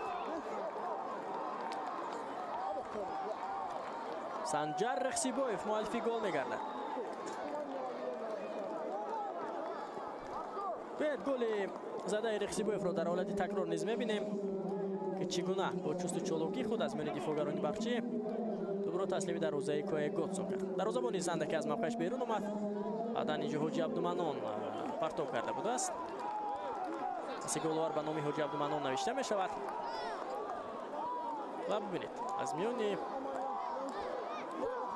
غفارزاده توانست که توپ را به دروازه برقچی زند. سنجر رخسیبویف حساب 1-0 به فایده از خطر می شود و اکنون در 20 دقیقه باقی مانده شاید باز هم بازی جالبتر شود، چون که بازیگران برقچی بهره برابر کردن حساب تلاش خواهند کرد.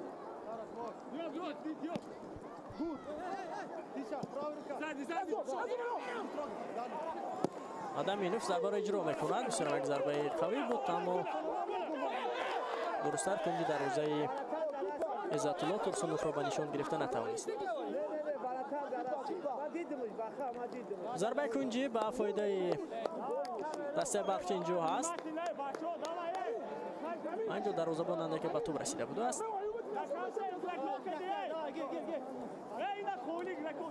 باید متوجه میشیم به همین فرصت که چگونه استفاده میکنند بازیگران دسته برقچی. 3-1 میشد شماری ضربه کنجی.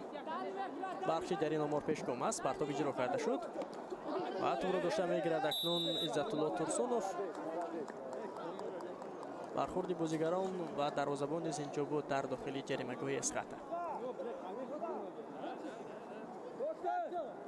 عزت الله ترسونوف اندکی خود را بد احساس میکند اکنون که اسقاط در ایسو پیشگام است. میتواند که در چنین حالت وقت کشی کند تا تواند که همین حساب را در بازی نگاه دارد.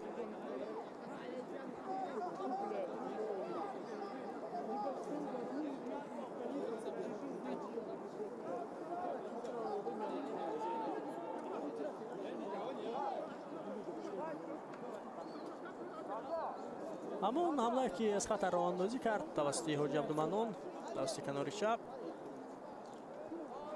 کویگوسون از موقعش بیرون اومد و دفاعگران دسته برقچی نیز همه در موقع خویش نبودند و به همین ترتیب این باعث شد که رقصیبویف توپ را به دروازه برقچی زند و حساب را در بازی امروز کشید. باید به لحظه تکرار متوجه میشیم که چنین هم بود.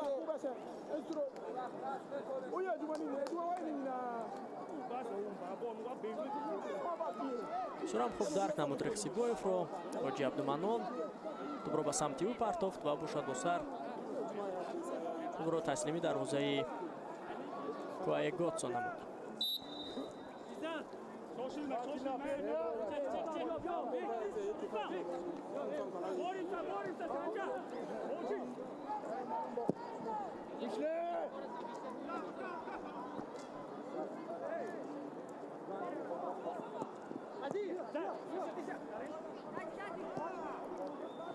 تلاش نوبتی از جانب بازیگران اسقاط. سامادوف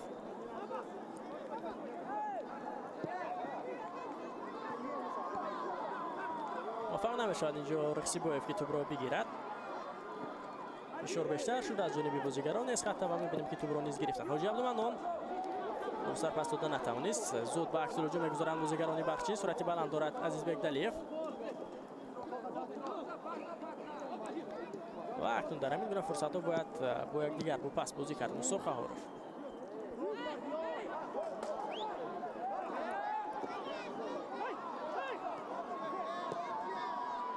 امکانیت پیدا میشود برای دسته اسقاط. فرصت از یک به یک با دروازه‌بان ضربه نیز اجرا کرده میشود و توپ به دروازه وارد نمیشود. ببینید که چگونه فرصت بود برای دیوربک شوقیف. سامادوف بسیار هم اینجا خوب پس را داد.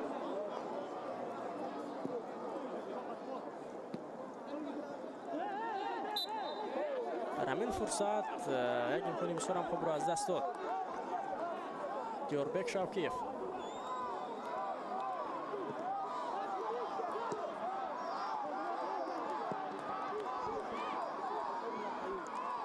سامادوف از غفارزاده گذشت.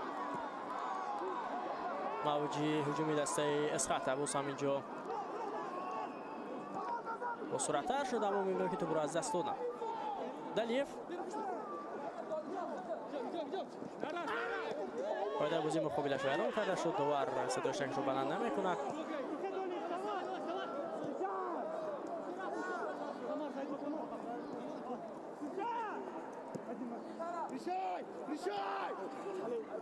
عزیزبک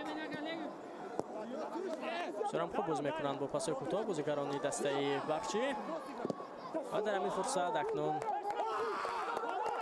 مهران مدامینوف موفق نمیشود.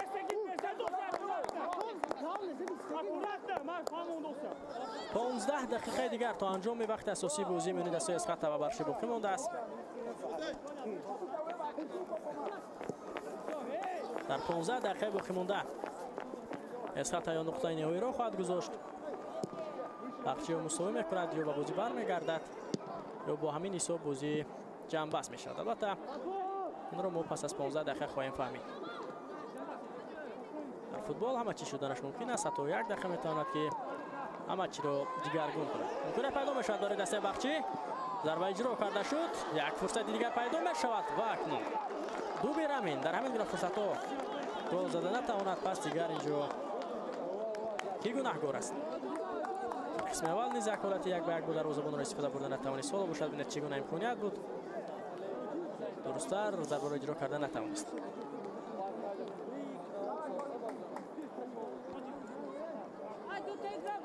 ضربه کنجی نوبتی به فایده دسته برقچی. جاویدان خوشوقت باز هم توپ را به داخل جریمه گاه پرتاب میکند.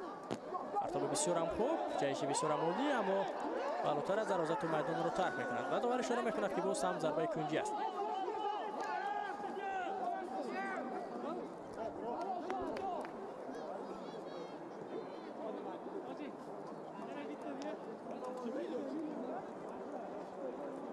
مهران تلاش ورزید در همین فرصت، اما درست‌تر توپ را به دروازه اسخط روان کرده نتوانست. یک امکانی دیگر پیدا می شود برای زرتپوشی برقچی و باز هم موفق نشد.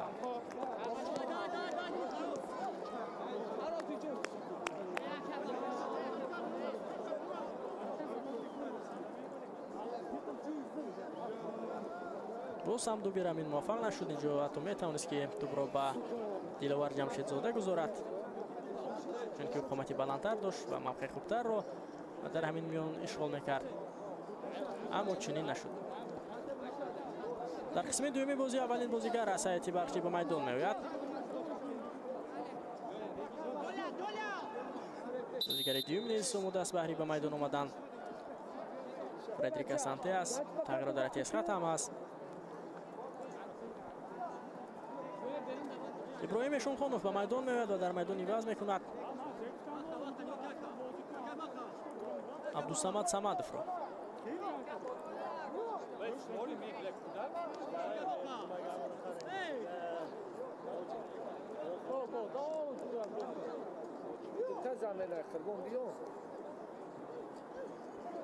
همچنین اینجا میبینیم که دیاربک شوکیف نیز ترک میدان کرده است.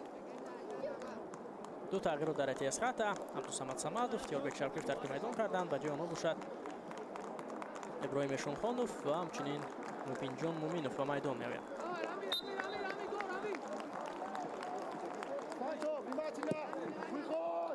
علیفه بیراموف باشد حالا اندک منتظر می شود و بعدا تغییر طور انجام میدهد.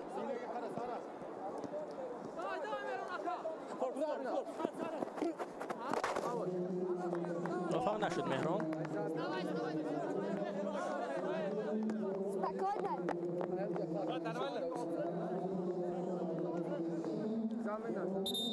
فردریک اسانته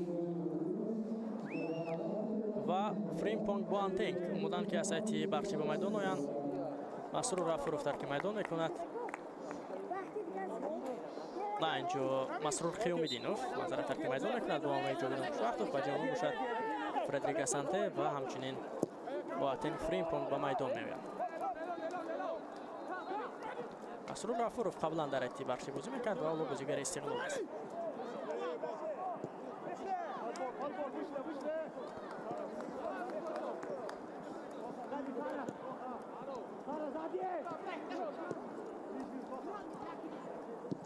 پرتاب اجرا کرده شد.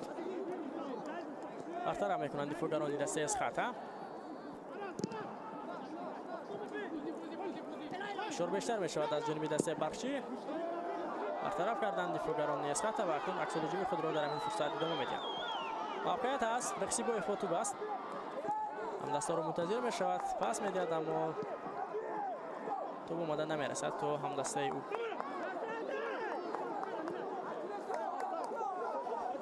کوشش بازیگران دسته برقچی. اسانته دروازه‌بان را میگذارد فردریک اسانته و در همین میان چگونه توپ را به دروازه خالی زده نتوانست. در بازی با روشن یک گل زیبا را به خیر گرفته بود فردریک اسانته.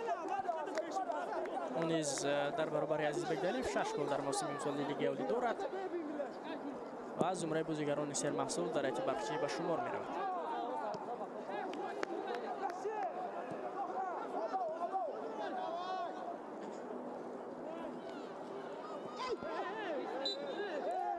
در مرکز میدان باز پایده بازی وران کرده شد.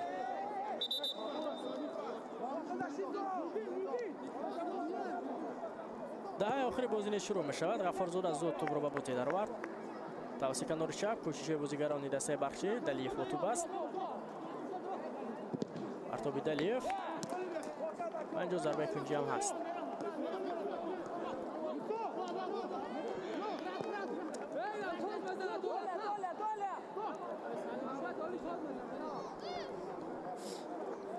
خودی عزیزبک دلیف از کنار چپ و این نوبت ضربه کنجی توپ را به بازی خواهد در آورد که از این پیش بیشتر جاویدان خوشوقتov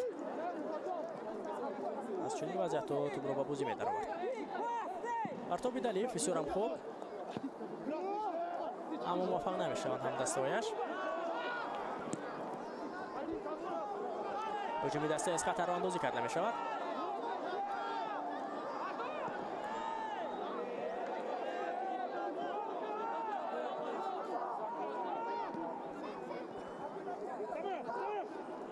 مسوق عارف از به سمت دو بیرامین تلاش بازیگران دست بخشی ادامه دارد. دلیف بیرو مفکنون حملهگران بیشتر را به میدان برآورد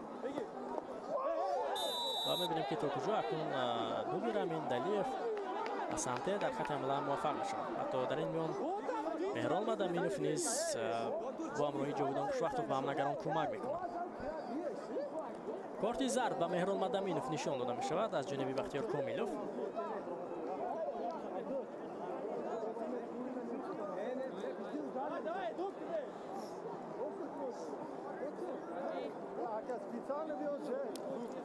در همین فرصت ببینید که هیچ حالت خطرناک نبود و مدامینوف قاعده بازی رو ویران کرد.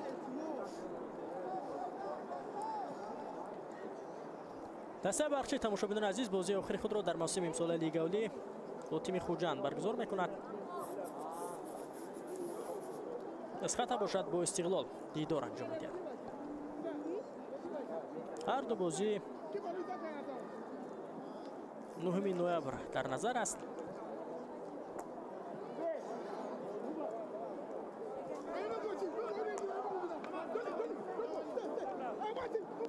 و با همین برای اسخط و برچه موسم امسال جمع بست میشود. اسخط در برابر استقلال بسیار بازی مشکل خواهد داشت. برچه نیز در برابر خوجند یک بخوری مشکل را در میدان خانگی خواهد داشت.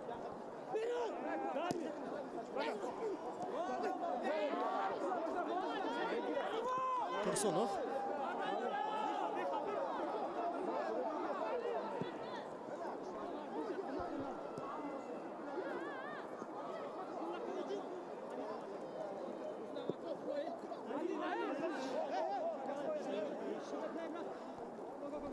اسخط آخرین مرتبه در بازی با حاصلات با حساب 1-0 روز 28 سپتامبر شکست خورده بود. بعدا آنها پنچه را شکست دادند و با کلوب مرکزی ورزشی ارتش نتیجه مساوی را به خط گرفتند. یاربک شاوکیف، اکبرزاده و سرداربک خورسندوف در همون بازی گل‌های اسخط را به ثمر رسانیده بودند. در مدت 3 دقیقه 2 گل را به دروازه ارتشی زدند بازیگران اسخط و بازی را مساوی کردند. این چنین انتظارات را نیز ما میتوانیم از بازیگران اسخط امروز داشته باشیم که باز هم توانند که موفق میشوند.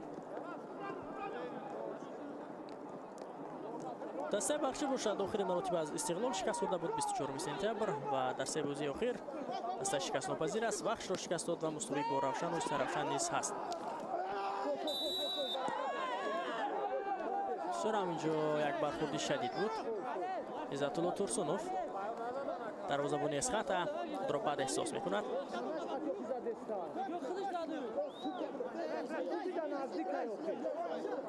اصابهایش ویران میشود اینجا در همین فرصت.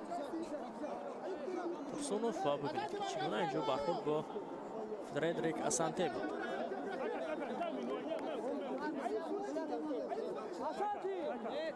اسانته معذرت میپرسد در صورتی که عزت‌الله ترسونوف دوغو کوپیسا کرده ایستاده است مقابل فردریک اسانته. 5 دقیقه دیگر تا انجام وقت اساسی بازی باقی مانده است. حساب 1-0 به فایده اسقط است. از پس گل‌آوری حاجی عبدالمنان استفاده برده سنجر اخسیبایف در دقیقه 69 بازی تعمیل است و گل یگانه را به ثمر رسانید.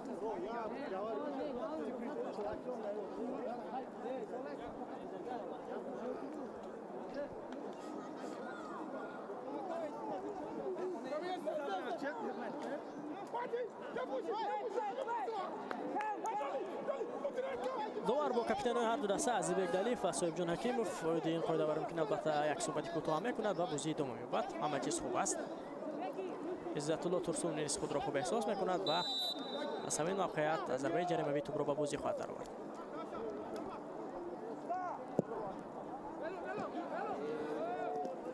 توپ را از جانب بازیگران دسته بخشی مدامینوف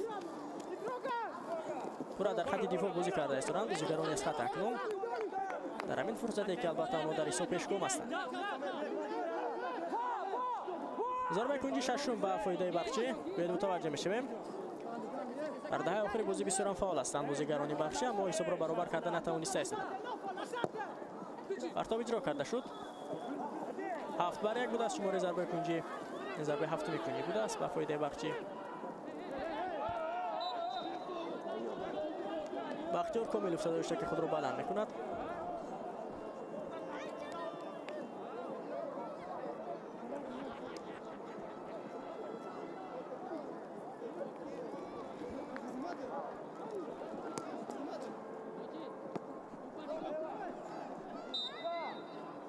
از همین موقعیت تو به بازی درآورده می شود. اینجا مخلصان خردکک رو نیز در میدان میبینیم که تیم اسقط را دستگیری کرده ایستادند.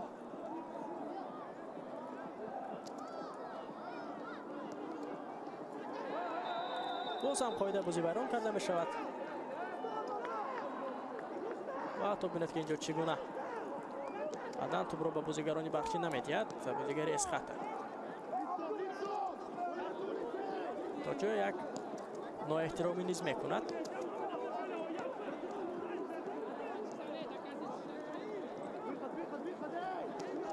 اما فوتبال همین است که در حساب پیشگام است میتواند که با چنین عملکردها وقتی بازی را کشال بدهد و تواند که حسابی بازی را نگاه دارد.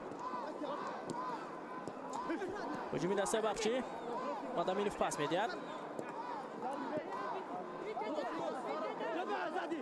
سامسابورف کارت زرد گرفت از سایت دسته اسقط. اخسیبایف پاس میدهد امکانات پیدا میشد برای دسته اسقط اما گاتسون نوبت چست و چالاکانه از موقعش بیرون شد و این حالت رو برطرف کرد.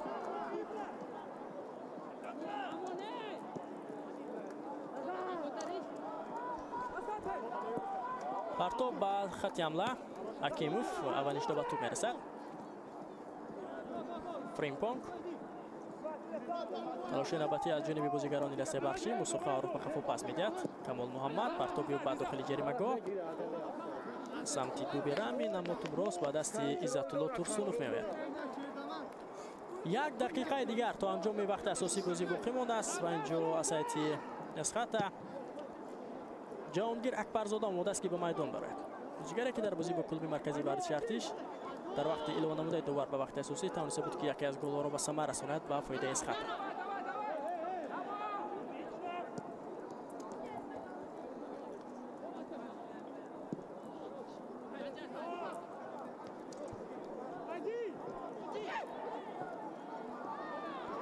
نزدیک بود که اشتباه کنند بازیگران دسته برقچی.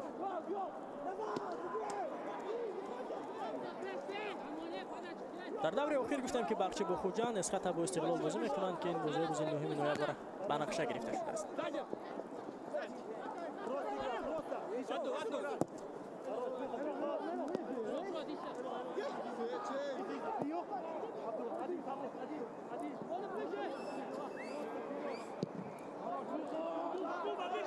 برقچی نزدیک است که باختی هفتمی خود را در موسم امسال به قید بگیرد.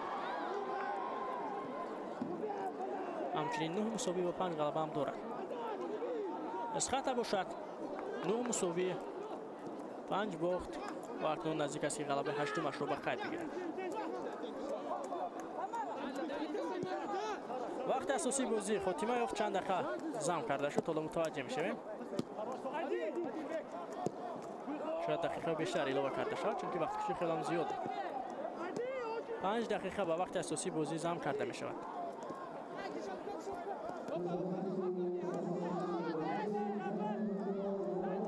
هجومی دسته از خط توسط کنار چپ سنجر رخسیبویف سروسیمه نیست و هجومی دستش رو اندازی میکند. نمیتواند اینجا گذرد از مهربان غفارزاده.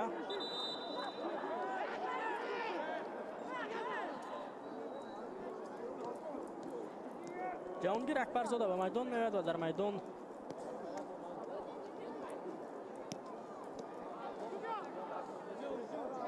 حاجی عبدالمنان را عوض میکند. حاجی عبدالمنان امروز پسی گلوار انجام داد و سنجر رخسیبویف تا همین لحظه البته در غلبه تیمش سهمگذارم هست. محض پرتاب اولی بود که رخسیبویف تو برو بعد دروازه باغچی زد. بازیگری جوان است، استعداد خوب هم دارد، اما در بازی انتخابی جام آسیا 2026 به هیئت منتخب المپیک کشور او دعوت نشده بود. بعداً تیم المپیمون نیز به دوره بعدی راه نیافته بود که بازی‌ها را ما میزبانی کرده بودیم در شهر دوشنبه. دالیف شرکت میکند به صورت بلند، اما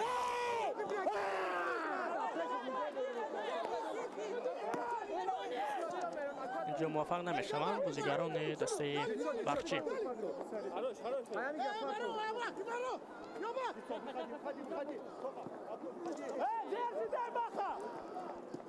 قمرالدین با توپ است.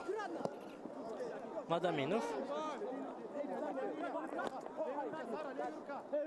تلاش‌های نوبتی عزیزبک دلیف با توپ است.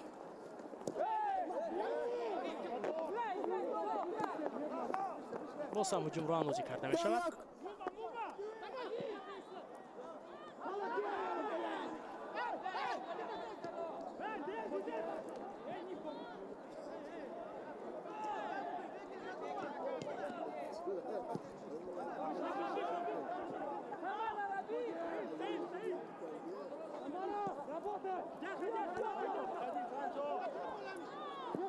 سه دقیقه دیگر باقی مونده است و انجام بازی من دسته اسخط و باغچی. فشار بیشتر شده استفاده است از جانب بازیگران دسته باغچی. و توسط کنار راست مهران مدامینوف با توپ است. مهران عزیزبک پرتاب اجرا کرده شد در آب و سر و میبینیم که اینجا باز هم موفق نمیشوند بازیگران دسته باغچی.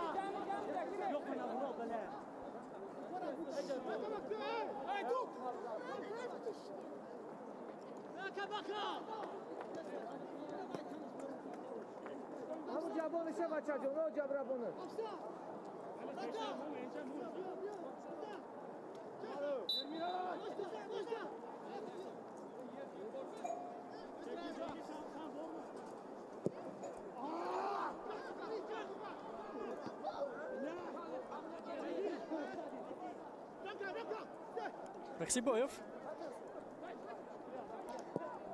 در صورت غلبه اسقاط شماره امتیازهای خود را به 32 عدد میرساند و در موقع خویش البته باقی میماند، موقعش را استوارتر میکند. باغچی باشد با 26 امتیاز در زین هشتم البته باقی میماند، چون که اوسیلات 20 امتیاز دارد اما دو بازی ذخیروی دارد و تا انجام بازی ذخیروی نمیتواند که موقع باغچی را در جدول مسابقه اشغال هم کند.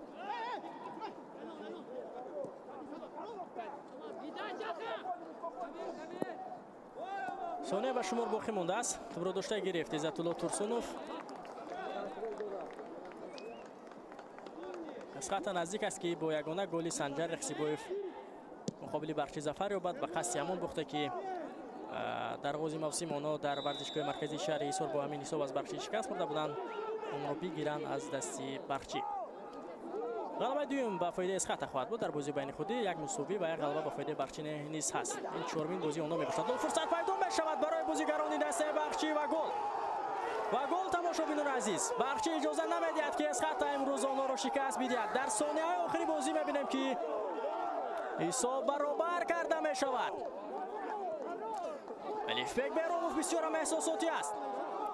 در همین فرصتی که ببینید که 2 ثانیه دیگر باقی مونده بود تا انجام بازی و چگونه توانست که بازیگر دسته بخشی توپ را به دروازه از خط روان کند و حساب را برابر کند. یک امتیاز کار کردن از خوجند برای دسته شهریسار و فایده کار نیز خواهد بود.